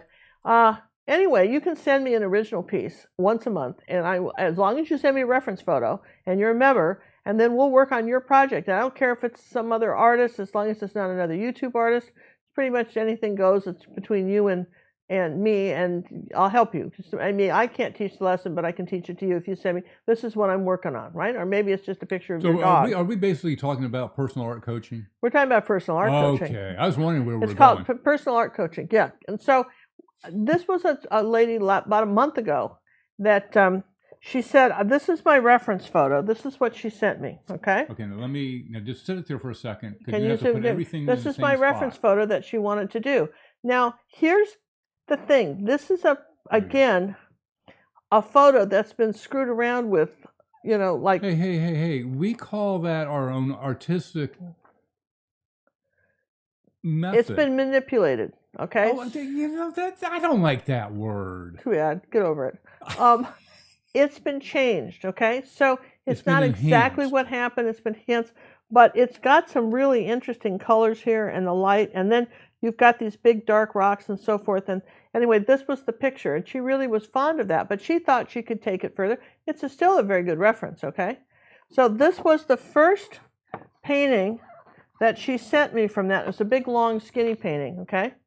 So here it is. Here's what she sent me. And so and you can see from the reference that she sort of toned down the sky a bit, and this, the sun, did a nice job of duplicating it on the beach and added some water and some waves. She sort of changed that a bit. See that from there? She changed it a little bit. And so That's nice. It's a good improvement. It's nice. It's an improvement. It's certainly an improvement over the photo. Absolutely. A big improvement over the photo. So then what I said in my comment back to her was that these rocks, these dark rocks, need more than just being black, even though that's where they were in the photo. They need a little bit more. And these dark shapes here were a little disconcerting, and we needed to do a little bit more with the waves. In other words, we had a big, long, typewritten thing out and some examples of what I thought she could do to change the painting and, really, make this wave the center of interest with the sunset and so forth and the rocks. And this is the final piece. Whoa. Now that's what personal art coaching does. And I think that's one of my best examples of that, recently. We've had some good ones, but I think this is really good. It's got a little bit of color on the rocks, not much, okay? But it's not a big black blob down But it's not a big black blob. She put a rock over here, but not three, all right? You've got this beautiful sky. I mean, I love the sky and the sun here. Now, could she have put a few little lines back here and made more light on the ocean? And why would you would or wouldn't do it? You see it in here, but it's sort of, we've got the wave now, so that I think that would, even though it might be true, it might still take away from all this. So that's an optional thing if you wanted to go back and put a few little light yellow bits here. I wouldn't do it. I think what I like is just what she has, all right? Let's go back to the one she did first. So this is the first one. Okay, let me... And this is the second one, and you see what a big difference that is, don't you? I mean, that's a really big, I think that's a huge difference in, what she did between here and here. And it really gave, and remember, this is a much longer, bigger painting than what I'm able to show you here. So anyway. Well, that's the whole painting. Yeah, it's really nice, and I love all these streaks up in the sky. Beautiful job on this. And again, personal art coaching can be very beneficial. So that's my 2 cents worth on that. And we're getting to the point, I'm not kidding, when I spend about from 7 in the morning till 1 o'clock in the afternoon working on personal art coaching every day, we're getting to the limit. And then we'll start having a waiting list for that from, of course, the members. Once you become a member, as long as you keep your membership, you're grandfathered in and guaranteed personal art coaching from me, as long as I'm alive and doing it. But well, if I was dead, I really couldn't do it. But you know what I'm saying. But again, we're getting to the point where we get capacity. We get capacity because there you go. So, all right. So that's had a chance to dry. Now the other thing that we do. Every month, our Wave and Water Masterclass gets a painting. This is the painting that we're going to be releasing this February. I think this is, even though it's a 9x12, I think this would be beautiful larger. And again, you see these beautiful waves and water in here, and this sort of Mediterranean. I imagine that Andrew and Eric would take that one and make that big. I think I could probably count on those two guys. A class that I just finished this, and this is going to be, not sure what, we either release this probably early March. What do you think, John? Yeah, March. Probably early March. There's this couple sitting on a bench in a park. And I show you how to take a photograph that was very, very busy with these people on cars and all kinds of buildings in the background. Very, very confusing, and how to turn it and simplify it and turn it into, kind of a really nice painting and just focus in on these guys and this couple. And I think this is kind of cool. Really like that one. This is coming up later in February. This is a portrait of my granddaughter, Luna. She's the one with the tonsillitis, and her dog, Trix. That's another one we're going to start going. People ask us more about impressionistic portraiture. We're showing you how to do that. And later on this month, we'll also have this old-fashioned woody station wagon that's done with brush and palette knife. It's a really cool painting, would be beautiful big. So those are just a few of the things that we've done. I think we've given this enough time to do this. All right, so now I want to come back up here and finish these flowers, all right? So you say that. I think I got a little brush here, and I know that he's got, this is a little angle brush, I know I've got it a little bit lighter right here on the edge of this flower here. Looks like your 3/8 inch. Yeah, 3/8 inch. I'm going to come up here and lighten this edge and this little bit right there. I think there was a little spot right there that was lit. And then what about here on our edge of our base here? Okay, so then as long as I'm lightening things up, I think we're going to do this. And there was a little bit of light right under this one. So I'm kind of playing around a little bit just where the lights are. Just as we stopped, did you see how much the painting darkened, didn't it? I mean, it darkened quite a bit. There was some sort of light. Well, let's just stay up here a little bit too, like that. Here's the top of this. And then there was a little bit of orange or red or something up in here. I'm not sure why. But I'm just going to, all I'm doing at this point is just trying to put the colors. And paint is, here's a little bit of Cad Red Medium. Hey, we'd like to thank Carmen for the donation. Oh, Came Carmen. in through the PayPal system off our website. Thank you, Carmen. That is so nice. The advantage to us is that when it comes off the website is that you know, and we're very grateful for anything anybody does, but the YouTube takes some finder's fees, I guess. That's the way I'd put it. Finder's fee, yeah. Finder's fees. I think that's how you'd put it, right? Yeah. Kind of a finder's fee. All right, so we're sort of brightening up those flowers. I think I want a pink up here. I don't think I got this quite the way light enough the way I want it. And then this side, I think we want a little bit pink. And there's a little pink bud here of some kind. And a little color here. I'll go back with some purple. There was a little tiny bit of purple. Clean this brush off here, maybe with some magenta. Let's try that. Ultramarine blue and magenta makes a nice purple color too, you guys. Very pretty purple color. Ultramarine blue and magenta, in case you were wondering. And then here's this. Kind of just come in on this stem. A little bit of dark under here, like that. This is definitely darker right here. A little bit. Didn't quite get that as dark as I wanted on the edge of that. This was interesting. There's like a turquoise blue, dark turquoise blue under here. Gonna brighten that up. Okay. It looks like green. What here? It's a kind of a blue-green color, actually. You're right. It's like a turquoise blue-green. It's almost like a Southern Ocean blue. And then over this side, I think I've got too big a curve right here on the side of the vase, so I'll just straighten that out right like that. Okay. So I mean, those are just some small little things we're doing now. I think we're getting pretty close to done with this. This line is a little bit bigger than I want. He had a line here, but not as wide. So I'm going to just take a small brush and skinny it up. That's something you can do easy enough when you're doing things like this, is you can lighten up things or darken up things with a smaller brush, make it smaller or bigger. Let's see. I probably don't have as much room here. Let's just come up here like that above her.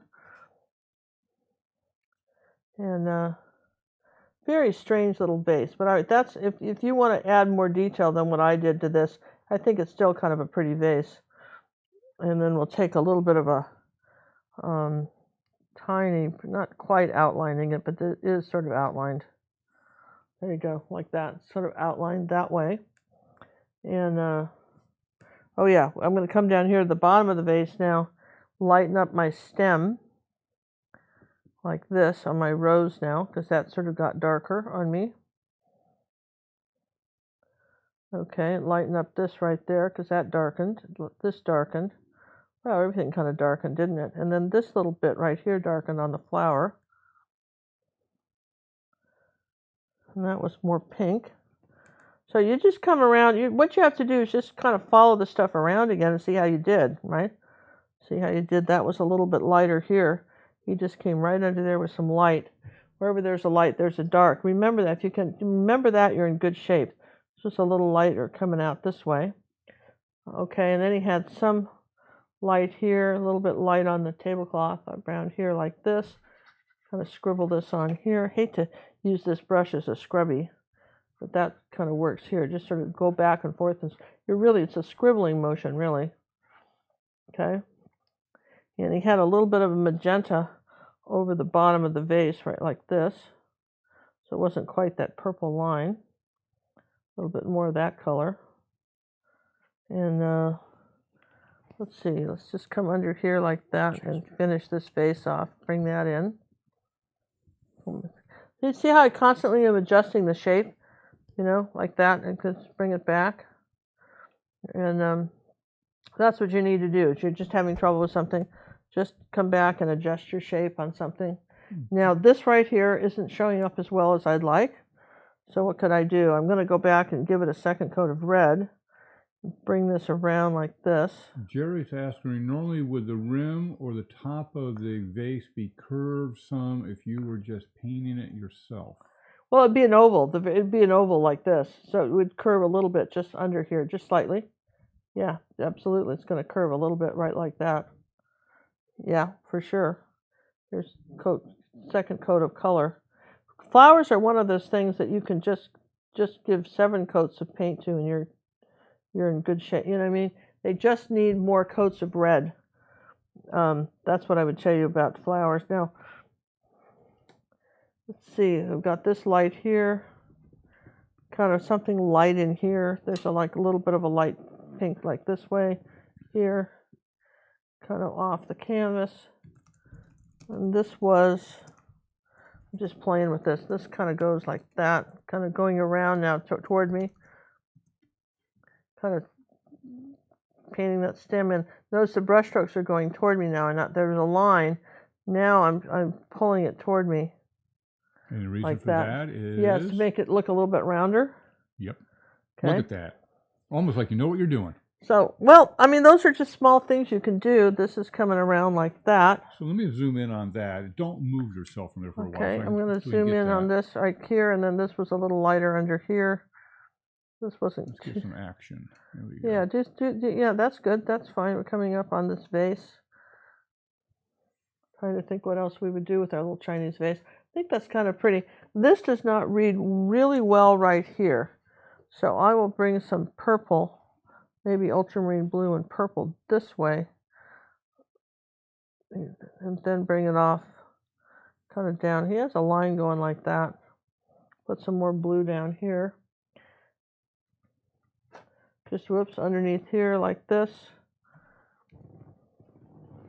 It's got some just lines coming down like that. So I mean, you can adjust this if you want. We need some more orange in our tablecloth. There's a little cad red medium. I love that color. Can't get enough of cad red medium. And there's some really bright cad under that flower right there. I think this is kind of a Valentine's Day painting. Don't you guys think so? This is sort of a Valentine's Day-like painting. To me it is, anyway. Feels a little bit like a Valentine's Day-like painting. Hey, we'd like to thank Rick's Auto Supply for the donation through the PayPal system. Oh, thank you very much. That's lovely. Thank you very much. This commercial message was brought to you by Rick's Auto Supply. Rick's Auto Supply. Thank you. I Hey, wonder where Rick is. You get a free ad just like that. Well, where is Rick? So we want to know. I'm not sure. Rick, tell us where you're at. And Where we'll we're at. We'll give you a fast plug, darling. Where are you? Here's a clue. Okay, just putting a little more color on the vase here. Carolyn would like to say, I've learned so much from these YouTube videos. Thank you. I'm so glad. You know what I mean? I'm telling you what, most of us, when we're starting off learning to paint, it's just anybody's guess how it's going to go. And we have see, I need more yellow out. And you just sort of, as you go along, you kind of learn the hard way. And if somebody can just take the learning curve off, the time it takes you to learn something, making kind of a, green color here. And put a little phthalo with it. There we go. Kind of a blue-green color right in here like this, underneath here like that.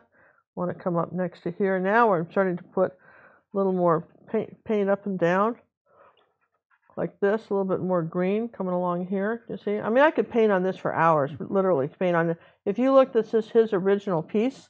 I could literally paint on this for a long time. And it would be... Well, speaking of that, Linda's asking, how many hours did you invest in this picture? The one on the side, your original one that you did. And was that the one from Monday? And did you spend more time on it before or after? No, I didn't. I just, once I did, whatever, Monday was the first time I did it, right? During a Raz episode. Yeah, during a Raz episode. Monday was the first time I did it. And here's the one we did. I can kind of share. Here's the one we did Monday. And you see, the difference is I wanted to show you this. Hold on. Why do you do this to me? Uh-oh. Uh-oh. What? There we go. Here's the one I did Monday, and I just felt we need a little more at the top, a little bit more at the, the vase. So I wanted to add the tablecloth, which we didn't have Monday, right? This was an 8x10. I think it goes better as a 9x12.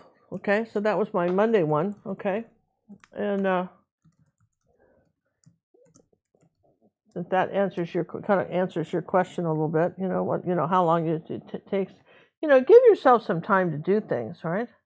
Here's some kind of purple. Some of her lessons that she comes up with, she'll spend literally days on. Yeah, days on. It just depends. Sometimes I spend days looking for them too. You know what I mean? Looking for something that I can teach on here that I think you guys will want to paint. That's sort of interesting. Some of the ones we've had on YouTube in the past that have been very nice. Dan was one of our old dead guys that that I really liked his artwork. Here's some examples of some very simple paintings from artists of the past. This is an Odin. This is another one of his.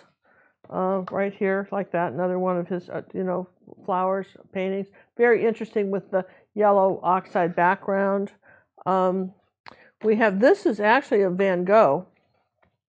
Right here, this is a Van Gogh. I really like this one too. That's on our website. That's a Van Gogh. That's a very popular one. A very popular one, and we actually have that as a downloadable lesson. I really like that one. I mean, if you're talking about just liking stuff, I'm just stunned at what people have been able to do with this one. I think, even though his was like this, I think this is a better, skinnier one, Yeah, I don't understand why he did it that way. I think it needs to be skinny. I would have just cut this off a little bit, but I love this one. We've got some beautiful, under our playlist, under flowers, we've got some great,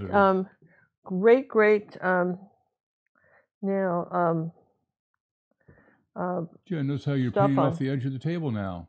What? No, I'm moving it back up here. Here, all I'm doing now, John, is just... well, I know what you're doing, but, the camera's set up for a certain spot, ma'am. I know, I think we had these all moved around so I could show stuff. That's what I'm doing.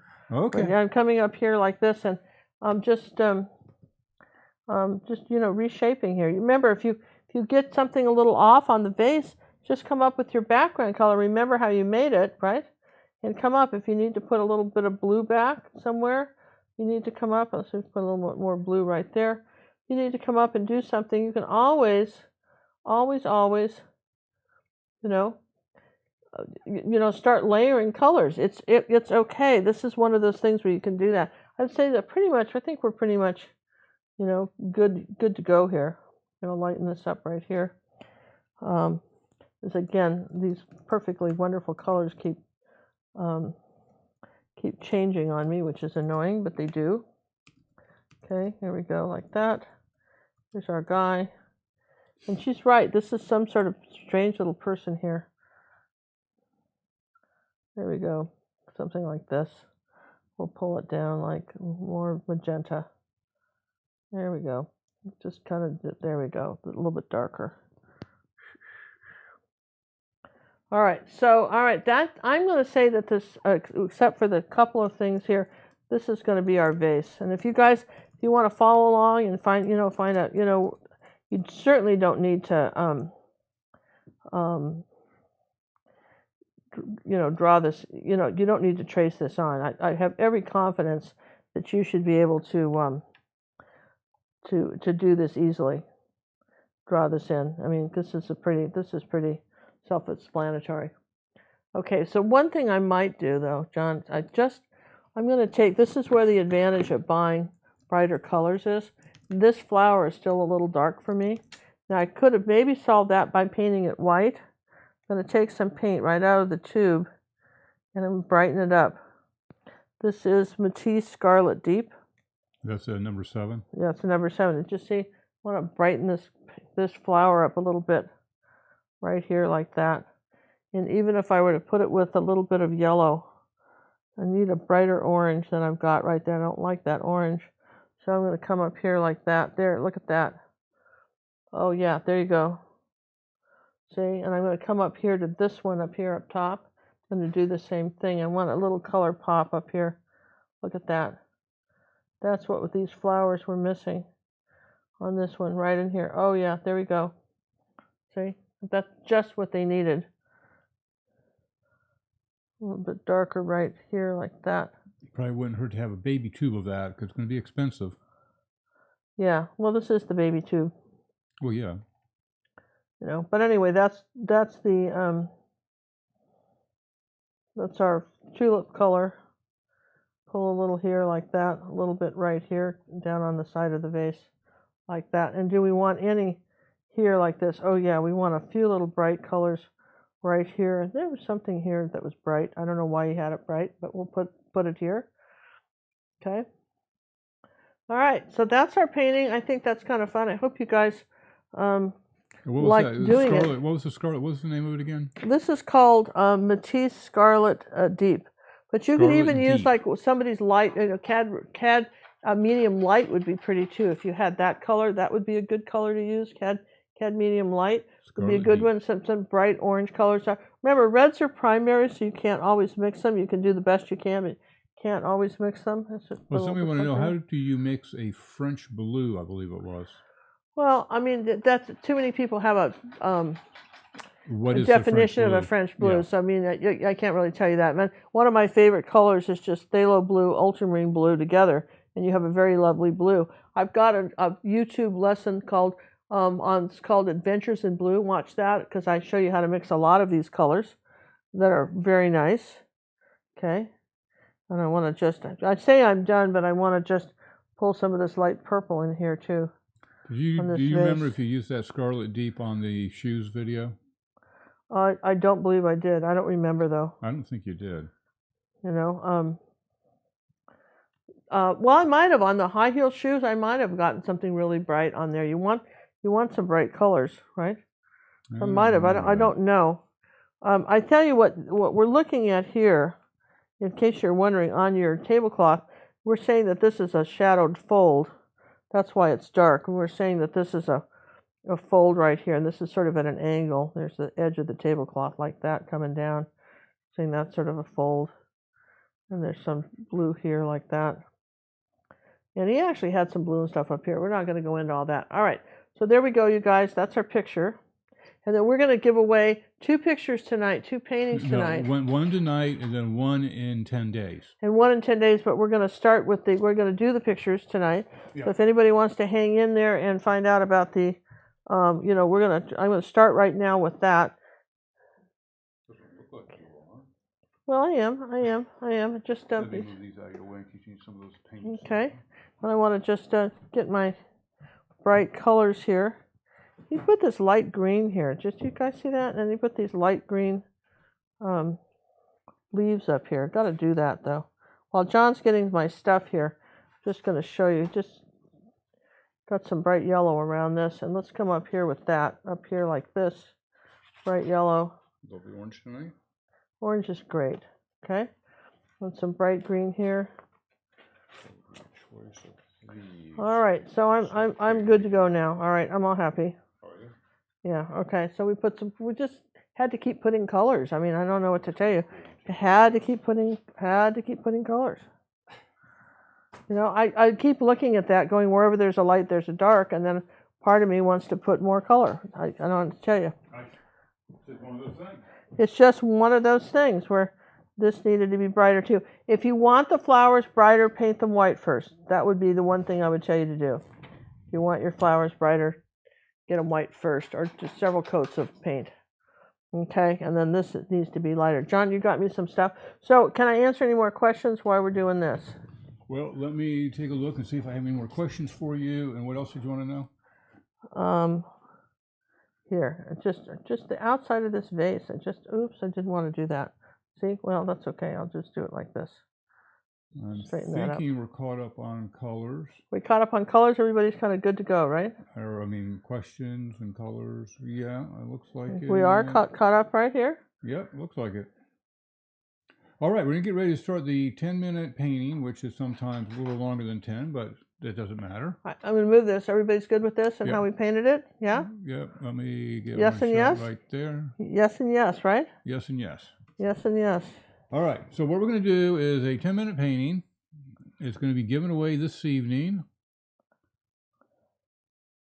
after she gets it done. Sorry. You guys, you know me, right?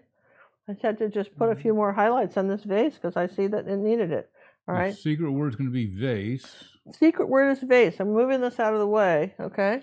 Gonna move this all out of the way. Oh, I like this background. You guys like this background?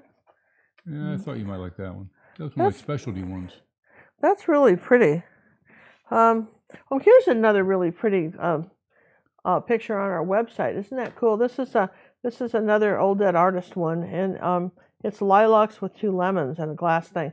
Really love this one. If you guys haven't done this yet. That's one of my favorites too. Yeah, and it got that window and everything. I think this would be stunning larger too. I wanted to show you that. We have over 300 lessons at gingercooklive.gallery. So when you start looking at at paintings and stuff, and you just took all those pictures away, didn't you? So I don't have one reference anymore, right? Right. Why don't you give me some of those pictures back, please? So I have a reference of something, all right?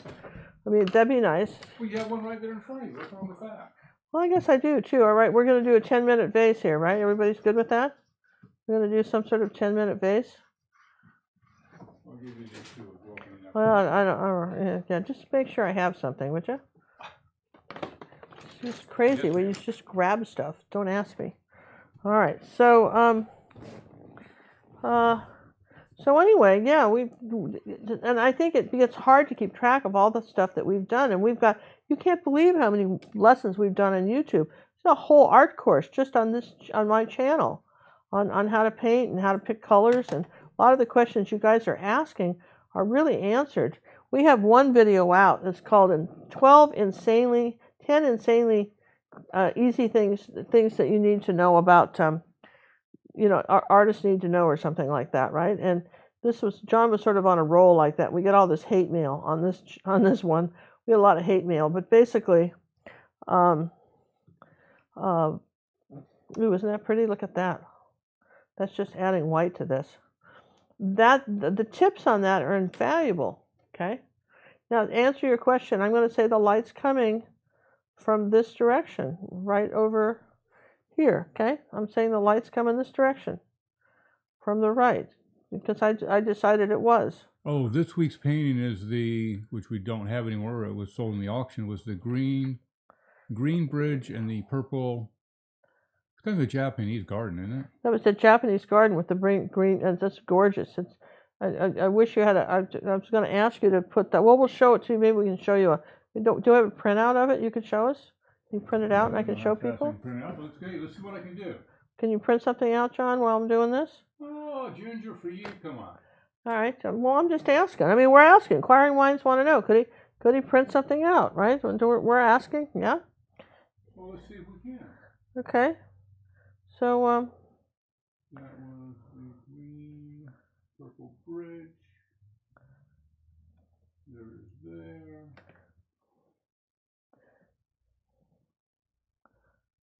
All right. Seems the entry form is working. You guys all got the link. Everybody's got the link. So we're going to mail this out to someone, and we have said that just regardless of where you live, we're going to send it to you. Just as long as it's not the moon or something, we'll try to get it to you.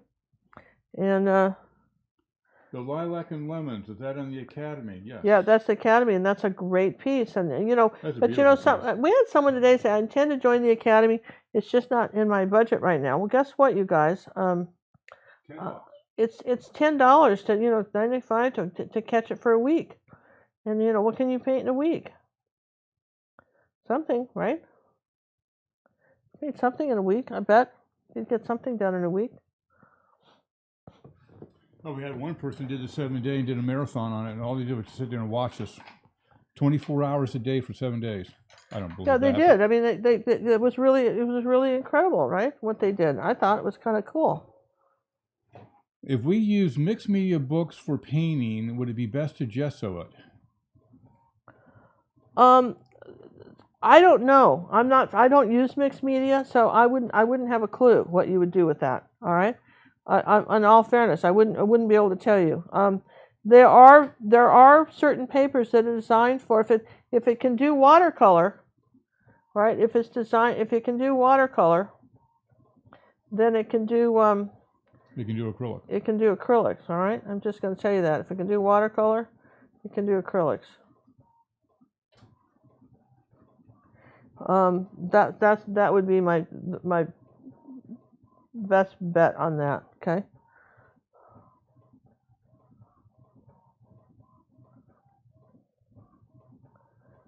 Oh, you're printing something. John's printing something out. Oh, that's cool.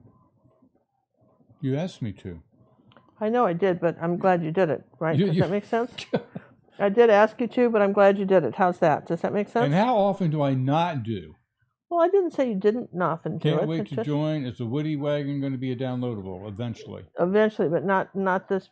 Not for a while. eventually. I think people I have will too want many to other do that. ones that are gonna be We've queued got up. a lot of downloadables that we're adding to our.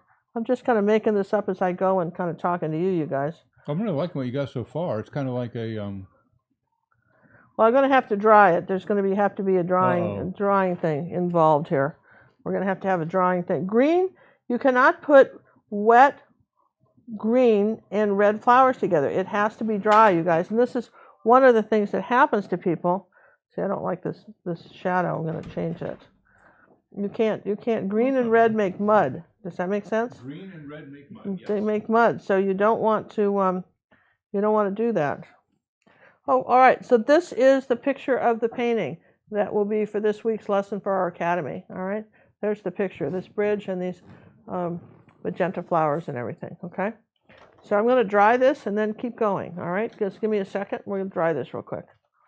You going to mute it? Oh, you may not be drying that. Why? Try it. I don't think I plugged you in. You didn't plug me in? Well, this is pretty useless, John. Well, you know, Just I'm working on sound today. Hello. he says, "Oh, look, he's working on sound." Okay, that's fair. He's working on sound. All right, I can respect that sound. We can respect that. Oh, there it goes. There it goes.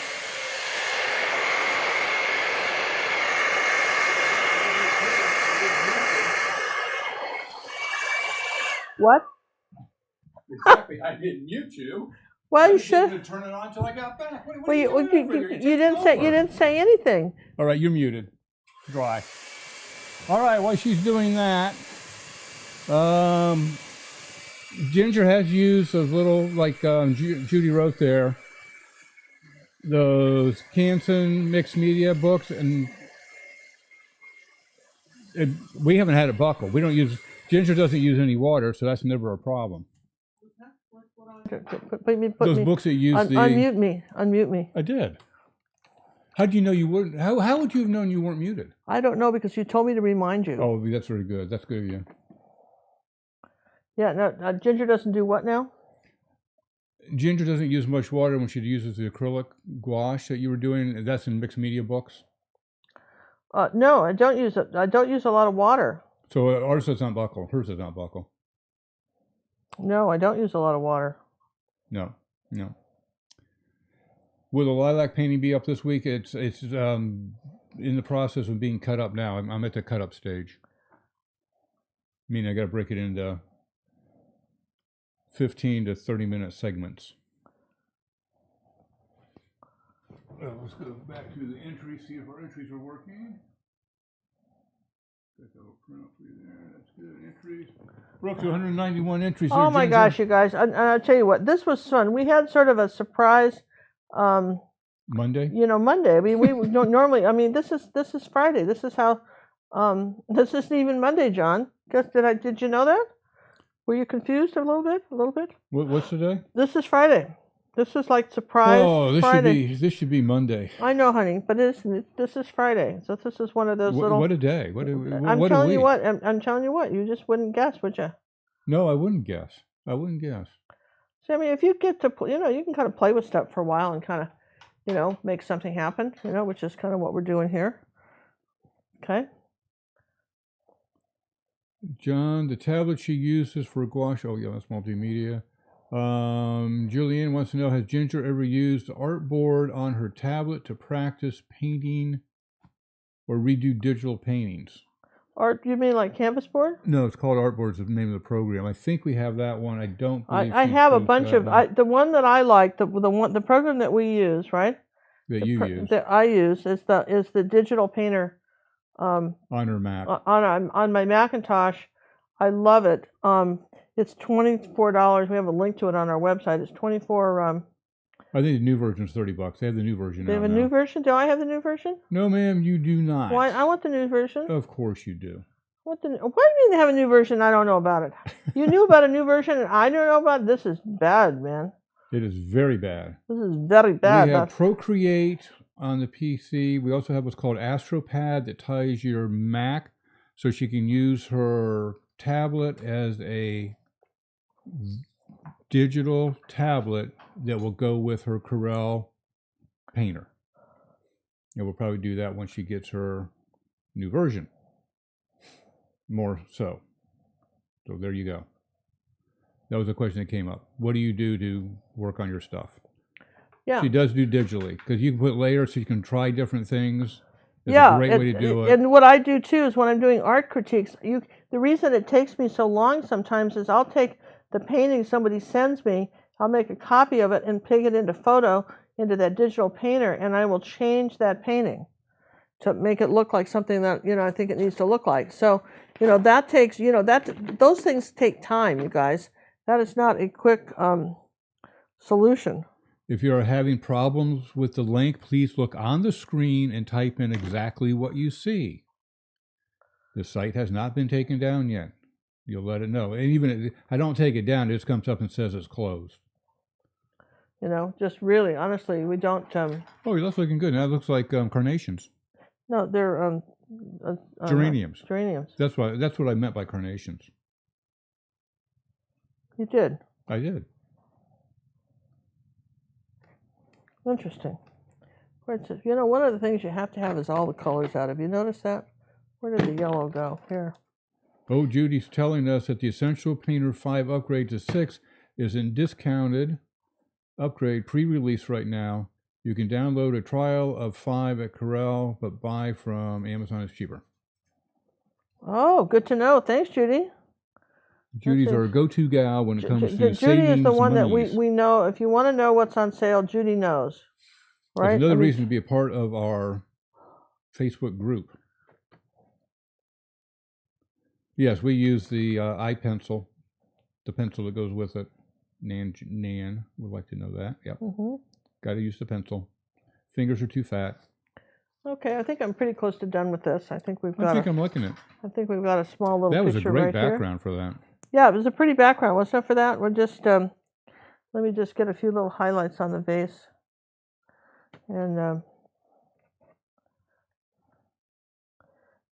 that's just for our little 10-minute painting here, right? All right, this one will be sent out probably next week, so it has time to dry. Some color surprise in here too. I want a little. We got turquoise. So I want a little turquoise color surprise in my vase. Oh, you love that color. I think we need a little turquoise color surprise in the vase. For me, anyway, like that. I think that's pretty. Ooh, isn't that pretty? Let's do something like that. Oh, that gets better. Is nice. Look at that. That's nice. And then we'll say there's a little darker shadow under here, like this. This way, like that. There you go. That's nice, right? Make this a little bit darker right here.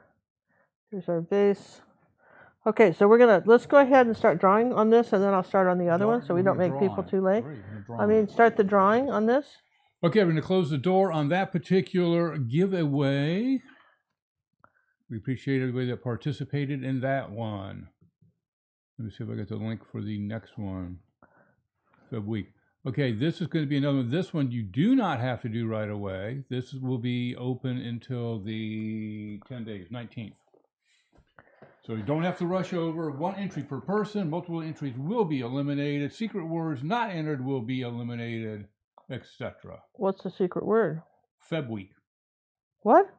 Feb week. FEBWEEK. It's right on the screen. Oh. Feb week. Feb week. Interesting. How long will you wait before you varnish? At least 24 hours, if not longer. Okay. Closing the doors. Closing the door, and I'm going to stop painting on this right now. The doors are closed. Woohoo!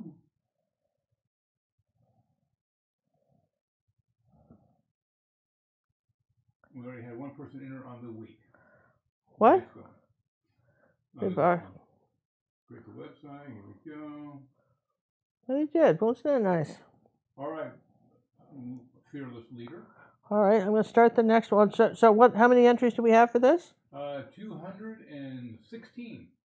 216. So let's have Alexa draw us a number between 216 and see what we get. Alexa, I need a number between 1 and 216. Your random number between 1 and 216 is 60. 60. 60. Number 60. Clever, isn't it? Wow, number 60. All right. Ross Jones. Get on back here. We belong. Ross Jones. Congratulations on that. That's really nice. Of the 10-minute painting. All right. There you go. So it's a Ross Jones. And I will sign this before it's too wet here to sign it. Yeah. Trust me, I will sign this before before it's too late. Before it gets too much further with this. Let me just put a little shadow under here like this. So Ross, please go to our website, gingercooklive.gallery, and let us know your mailing address. And you get. Or if you don't want it, let us know, and we'll go for another pick. All right. So. We've never had anybody say they don't want it. Well, I mean, it's okay if they don't. Not everybody likes everything we do, right? That's all right. Oh, that's another one of my favorites. Right, so we're gonna. I like this too, right? I like this a lot, right? So we're gonna. Maybe I'm gonna turn it around. Have the darker color down here on the bottom. I don't know. No, we're gonna leave it like that. All right. So here's our. Do another little flower vase here, like this. All right. So this was fun. It's always fun to do this, you guys, and we can answer questions while we do it. Come on over here, boy. Yeah, so we're gonna just let's see if you can answer some of the questions. We're gonna make this. Here we go. We're gonna say here's our flower vase here, down here at the bottom. Okay, glass. Okay, so the one she's painting now will be drawn probably on the 20th show. On the show on the 20th, right? Yeah. Now, but we're closing the doors on the 19th for this particular drawing. Okay. Good to know, right? It is good to know. I thought I'd share that information. Oh, I'm glad you did. I think it's important. I'm glad you're doing that. I could not even begin to tell you what colors we used in the background for that first one. That was a long time ago I painted that one. Okay. It was too, wasn't it? It was very long. We have close to, I'm going to say probably 200 of those things pre-made, ready to go. Well, I mean, I'll tell you what it is that it gets, you've got to have some sort of background. It's so much easier to paint. People say, why do you do it? It's so much easier to paint when you have a background that's already on here, okay? And then you can just, because your paint stays. Really what happens is your paint starts sticking to the background. It's really nice, right? So when you're, as opposed to, it's much easier to paint over a painting than it is to, start on bare fresh canvas. So this is a wonderful thing to do with your leftover paint. People don't appreciate, it's a terrific thing to do with your leftover paint. I mean, really, really good thing to do. Can't say that enough. Did I say it enough? What's a good thing to do, Ginger? This is how you use your leftover paint, right? Like that. So we're going to say, we're going to just come up here like this and... do you varnish paintings done on the canvas pads? Absolutely, positively. Yeah, we varnish anything that's acrylic gets varnished. Sealed. You know what I mean? We varnish it. If it's acrylic, let's see, I'm out of purple. Let's bring some colors over here where I can You use should them. have a draw for the FB members sometime. We will. We're going to do We're a going live to do show Facebook, there and we're going to sometime. do for our club members for Facebook. One of the things we thought we'd do too was we just add some. We can shoot. We figured out how we can put videos on Facebook. We're a little behind the times. You all probably know how to do that, and we just figured it out. But in any event, we're going to be doing a little bit of that too. And let's see, where'd the ultramarine blue go? And I don't have it. You got it, Sammy. on you know, we're going to do that on Facebook. We'll do some drawings and stuff and little videos that we'll release just for our Facebook members. And also, if, you know, John and I are lucky enough to, travel, like when we travel, we're going to try and make it where our Facebook members are, are in on, some of our video, kind of fast little videos that we do. Okay. I'm going to kind of do that, right, like that too. We're going to do all that. Let's see. Let's get some up here like this. Got some lilacs up here. I'm going to just say that these are, we'll take a little bit of time since everybody's going to look at this for 2 weeks and try to decide if they want to do it. But you can kind of see how I'm painting it now too, right? So maybe you just, want to paint it. Okay. So let's see. Let's put a little bit of light going up this way.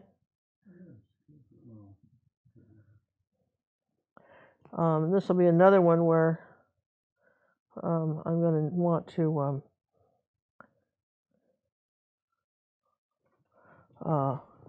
dry it, John. Okay, boss. Not a problem. Sammy's got words of wisdom to tell the fans. Don't you? I'm sure I'm not drying it quite yet, but I'm just letting you know that I will be drying it. You're warming me up. I'm warming you up. Warning you now. This is going to be something that I'll be wanting to dry. That is a really nice one there. Thank you. Again, great background on that one. Well, it is a good background on this one, and I like it a lot. Well, you put a great painting on top of it. That's what it is. It's a combination. I mean, this is a John and Ginger original. That's right. With the John does the backgrounds for me, which are really nice. Our next live show will be on Sunday at 2:30. Sunday at 2:30. What time? 2:30 Central 2:30 time? p.m. Central. Okay. And then we'll have one on Monday. Don't you love doing that? I kind of do love doing that. That's sort of fun. We'll do it Monday at 7:30 p.m. Central. Central. Okay. And mark your calendars. And then the following week Monday the 19th. Monday the 19th, and then we'll do on Tuesday will be the 2:30 p.m. show. Yeah, we're mixing it up. We're wild and crazy people. Well, we like to, we've had people say that, there's certain times that are better for other people, and, we're trying to accommodate a lot of different people here. Give everybody an opportunity to participate in the live activity. And sometimes we have things that we have to do too, and sometimes we have free days and we try to do them, and sometimes we don't. So, just like you guys, we're trying to do this. Now, I want to put some green leaves in this. But like I told you before, green and red are just sort of, they're not pals, right? Well, they're complements. But when you complement each other, but they certainly don't like to be mixing it up. No, they don't like to be mixing it up. Absolutely not. See? Patty wants to know, why are we on tonight? We just decided to be on tonight because we felt kind of bad. We did this painting on Monday, and we promised you we'd show you how to paint it. I mean, we did that on Monday, but we never even showed you how to do it, so we thought the sound quit. We had technical difficulties beyond our control. Okay, so what happened was everybody and their uncle decided to upgrade everything we had at the same time. Everything. Everybody and their uncle did this. Hardware, I'm telling you what. software, everybody got updated. And of course, how would you know that? It's not like they send you out a notice, right? And the final straw was the software we were using.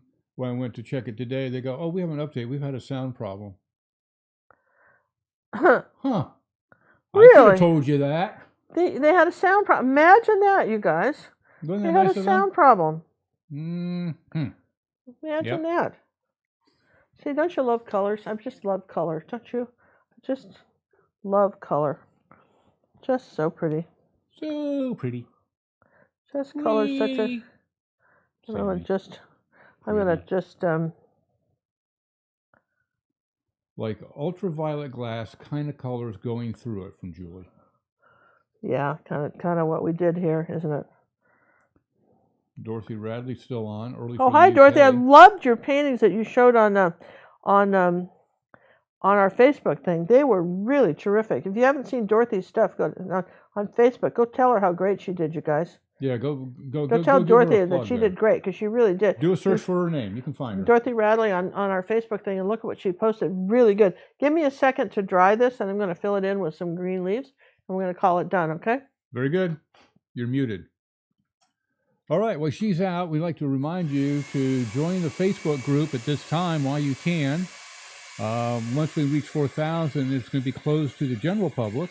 And the only way to be able to join the Facebook group after that will be an active member at the GingerCookLive.Gallery Academy of Fine Art and Acrylic Painting. Boy, if that didn't sound like a commercial, I don't know what does. So with that in mind, we're getting very close on that, and we're going to be doing special events for our Facebook group only in the future.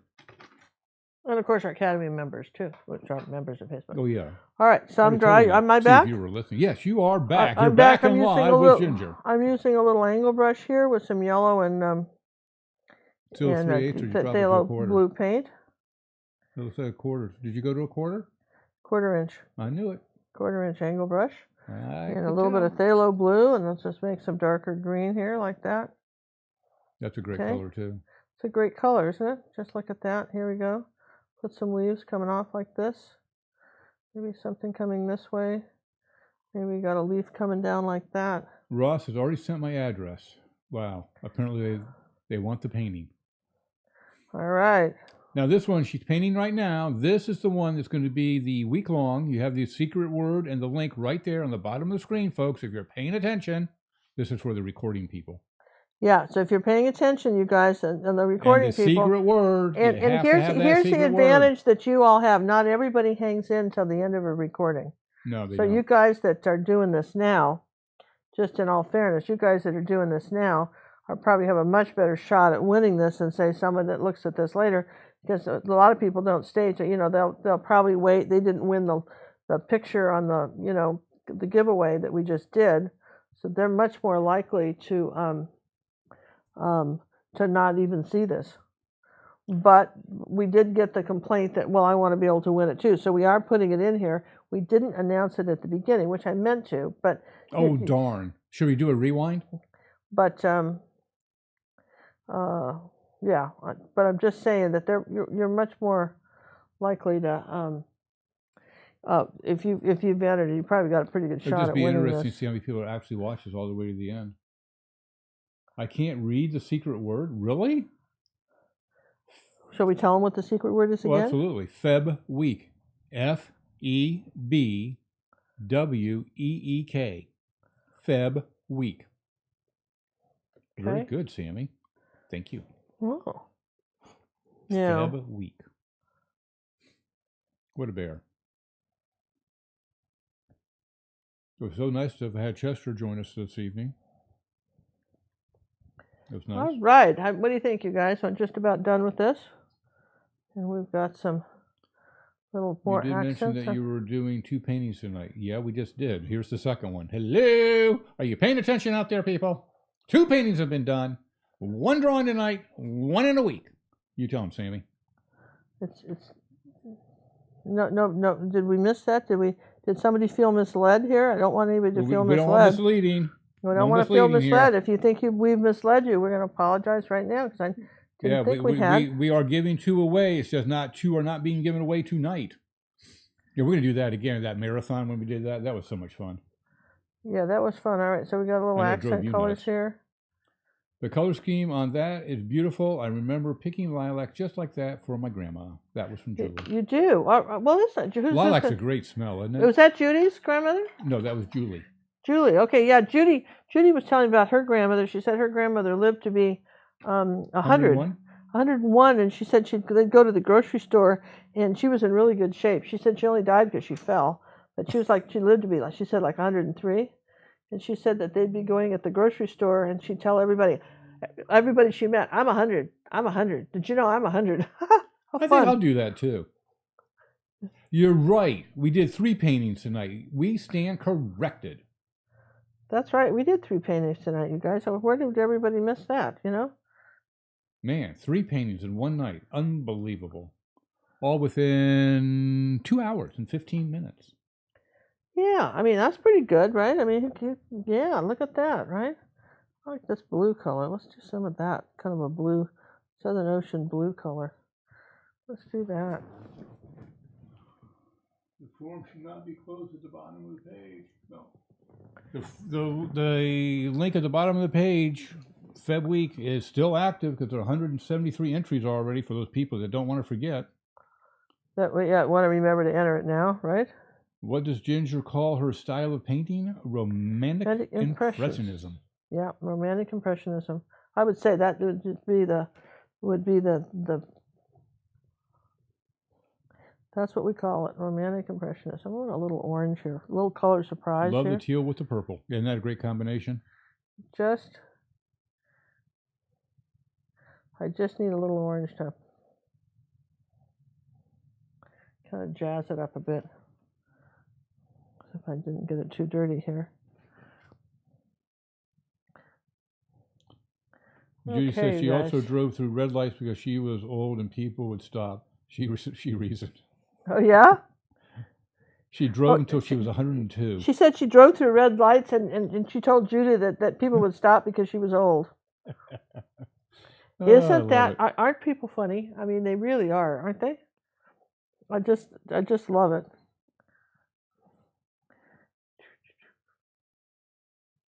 See, just a touch of that yellow. You don't need a lot. Oh, Ellen, you're right. You are absolutely right. That's what she wasn't making a question. That wasn't a question. What? That was a statement that you did 2 paintings, plus you did 3 total paintings tonight. Yeah, it did. You know, most people spend, let's say, a week or 2 to get one done. Yeah, that's right, you guys. Fun, right? Wendy says the background was made for this painting. It Yes, kind of was, wasn't it? Just sort of a, now look, this is sort of a small version of this, right? It's a mini version. Yeah, a little mini version of this. I like that. See, That's really just nice. something. I'm going to hate to give that one. We're going to have to enter that one, Sam, and see if we can win it. No, family members, sorry. Oh, Family members. Sammy. It's just family members and employees Oh, not eligible, but moderators are eligible. Moderators can great. eligible. You know, they What side didn't the light come from, Ginger? What side didn't the light come from? I don't know. It's a glass space, and so we're I would say fooling the around with light is really all around it, but it's primarily from the left. Yeah, from the. If you look at all her highlights, all the flowers are all on the left side. Yeah, it's true. All the from the left, and the dark side is the. Ooh, the dark side. So the dark side of the shadow over here, right? I guess we could. There, we put our little shadow this way. Okay. Are we good? Are we good? Yes and yes. Ginger, how you decide when a painting is done? Never done. Never, never, never. Oh, I don't know. Look, because I like color, man. So I'm just putting little So bits she of keeps color here. looking at it. I look at it and say, what would happen if Even there was a week later. You know, I get ready to varnish. Oh, wait. I'm getting ready to varnish something. Wait a minute. It needs a touch right here. That just made it perfect. So I got to wait again. Yeah, all right. Ugh. So I feel pretty good about that, you guys. There you go. I think you should. That's a beautiful All right, painting. I think we're going to call that done. I think that's a good 10-minute painting. I mean, if you're just talking about, you know, what you can do to, paint something in 10 minutes. Oh, isn't that pretty? Don't you love Okay, colors? so to win this drawing right here, have your entry in with the address right there on the screen and the secret word by February 19th, 11 p.m. Central Time, 2018. Because this baby is going to be up here forever. It's going to be a classic. Yeah, this is pretty, isn't it? I like this one. Colleen would like to know, is it okay? How long have you two been together? Well, Sammy and I have been together about, what do you think, Sammy? About 5-6 years? About that? Yeah. We've been together, John and I? Apparently. I don't know. She didn't specify. Okay. All right. Well, how long have we been together? Well, let's see. we've been business partners for about 4.5 years. So pushing 5 years. So we have, yeah. Wouldn't you say that would be true? I would think that'd be true. Yeah, me too. I think that's true. I think that's true. Sammy? Yeah. Yeah, according to the bear. He agrees. All right, you guys, I'll quit playing. What more can we ask for? Painting, tutorial, and entertainment. Oh, stop. All right, this was fun though. I like this one. Yeah, I'm going to really have a hard time getting rid of that one. I like this one. It's just, it's just sort of an artist picture, isn't it? That definitely is. It's just very fun. Gil went in. I saw Dorothy's 3 paintings. They were lovely. There you go, Dorothy. Dorothy, they were. I mean, Dorothy says that, because of health issues, she can't paint that much. But man, when you paint, you rock, darling. And, that's the thing. I mean, we ought to do, they've said that there's like 2 things that the doctors have said that reverse aging in the brain, okay? And one is composing music and the other is painting. And I think that that's, very helpful. As much as I mix up words, I'm counting on that, you guys. I'm counting on that. How long did we know each other before business partners? Was that a we year we never knew each other before. John lived in Michigan. No, we never knew each other. We never knew each other. We got introduced by Mark Kessler. He was my, Uh-oh, Gail accidentally entered twice, but with the wrong secret word on the second one. Ha ha ha ha. Well, Gail, I'll have to see what I'm going to do with that. I don't know. I'm going to sign this one. I really like this one. That one's dried? Does the other one get dried too? Yeah, I think I'll sign them. I'll sign this one first. All right. So those were our 2 pictures for the night. Okay, so the purple one is going to be up for grabs on the 20th. We're going to do the actual drawing. Enter by the 19th, 11 p.m. Where's my palette? I got to turn my palette off. There we go. Okay, I'm going to turn off the artwork. Oh, it's a busy place tonight. There we go, you guys. I like this pen here. That goes. Okay. I like that pen. Can move it. These are great. They don't pay us to say this. If you're wanting to know, the fine point ones are the ones with the thin thing, the clear thing, the thin thing, the clear thing, the clear little tabby thing, and then the black ones have the thicker paint. The thicker. They have the black. Have the the black one is the tab that you put it to hold it on your shirt or something. Whatever. What do you call those things? Clips, I guess, right? Thin clips. Pocket clips. As pocket protector people, sock folders would have pocket protectors to put our pins in. That's right. Now I can use it. This is my next coat of paint on this one. Do you have to be present to win? No, you do not. No, you do not have to be present to win. If you win, we'll announce the winner. And then we'll have your email, and we will shoot you an email. And if your email comes back, then you didn't win. Make sure your email is good. Make sure your email is correct. If it's wrong and bounces, we have no way to track you down. No, we don't have any way. So, it's amazing how easy it is to just do a letter wrong. Sometimes I can guess, but sometimes I can't. Yeah, really. You went back to that one. I knew it. I did, because it's dry now, so I can play with it a little bit. You know what I mean? Just, can go back to that. Oh, I'll be at Disney on the 20th. I'd love to be at Disney on the 20th. So, I did go back to that, John. I had a little extra paint. It was sort of fun. Yeah, that's all right, Ginger. I knew you would. That's all right. Who am I kidding? Okay, sorry. We're gonna this one's gone. This one's been won. This is the one you're winning. This is what we painted today. All right. This was the Vouillard, V-O-U-I-L-L-A-R-D, Vouillard. And so these are the 2 ones that we did today. But don't you think the two ones we did today, don't you think don't you feel a little inspired by the all these colors? See, I was inspired, by this, and then I did all those colors. Yeah. So I think that's kind of cool, right? Okay. All right. So I think that's it. When will we be back, did you say? Sunday. And I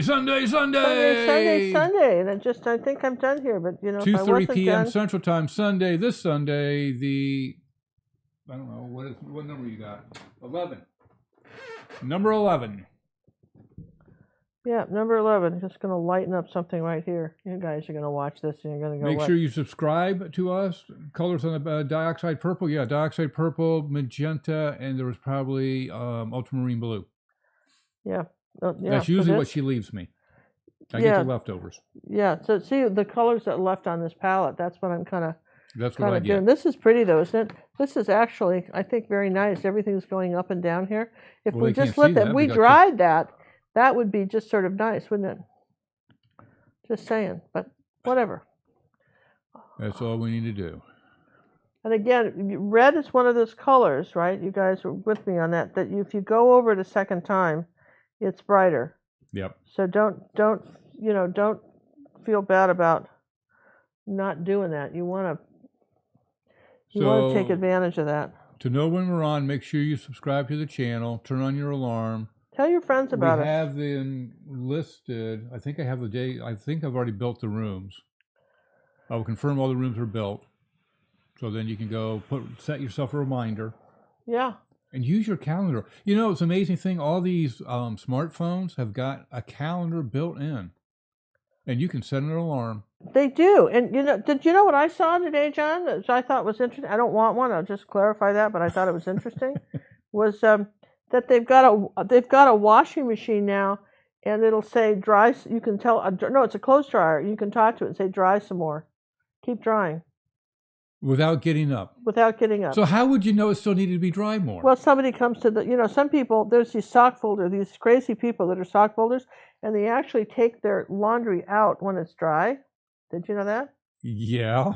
Did you know that? And so then someone comes to the door and they want it to keep tumbling so they don't have a wrinkled sock? A wrinkled sock. That's it. So that's right. They do not want a wrinkled sock. There's no wrinkled socks in their life. Did you see that? No wrinkled socks. No, you cannot have a wrinkled sock.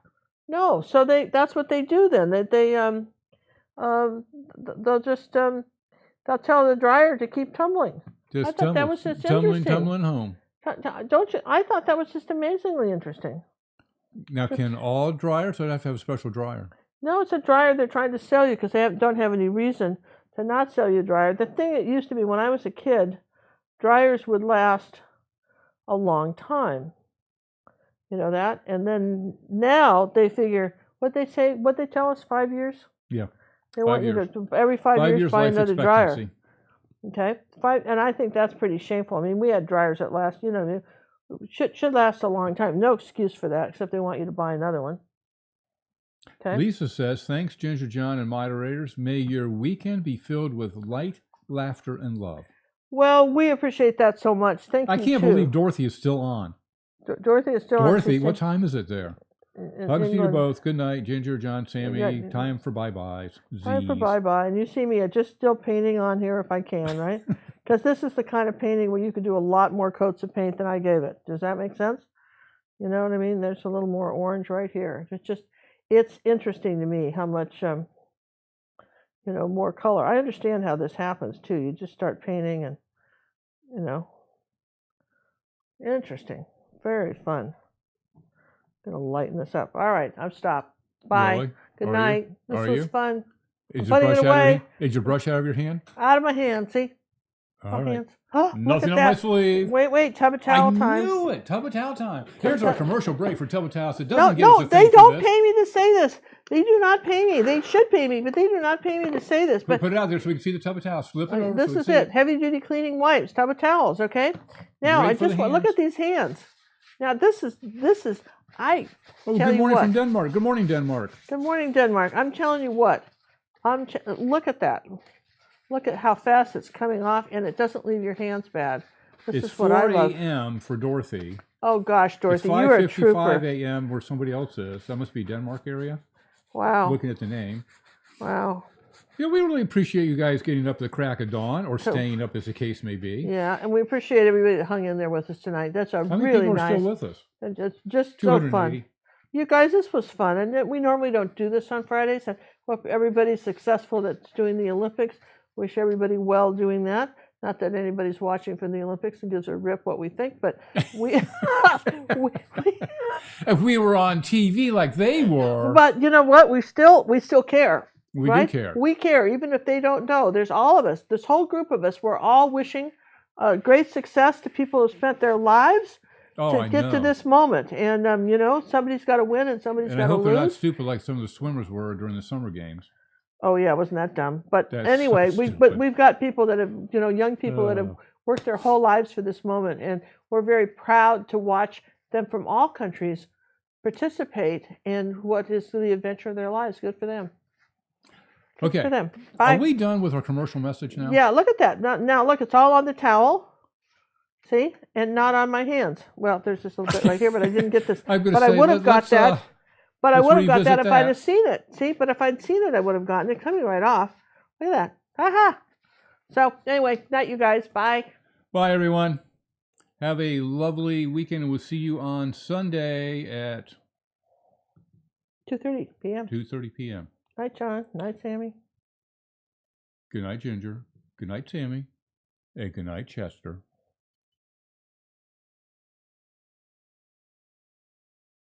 I'm a student, I say with glee, of Ginger Cook's Academy. Take your time and do not rush. Use ruby satin, silver brush. Don't use black and mix the green. Learn what blend and grayscale mean.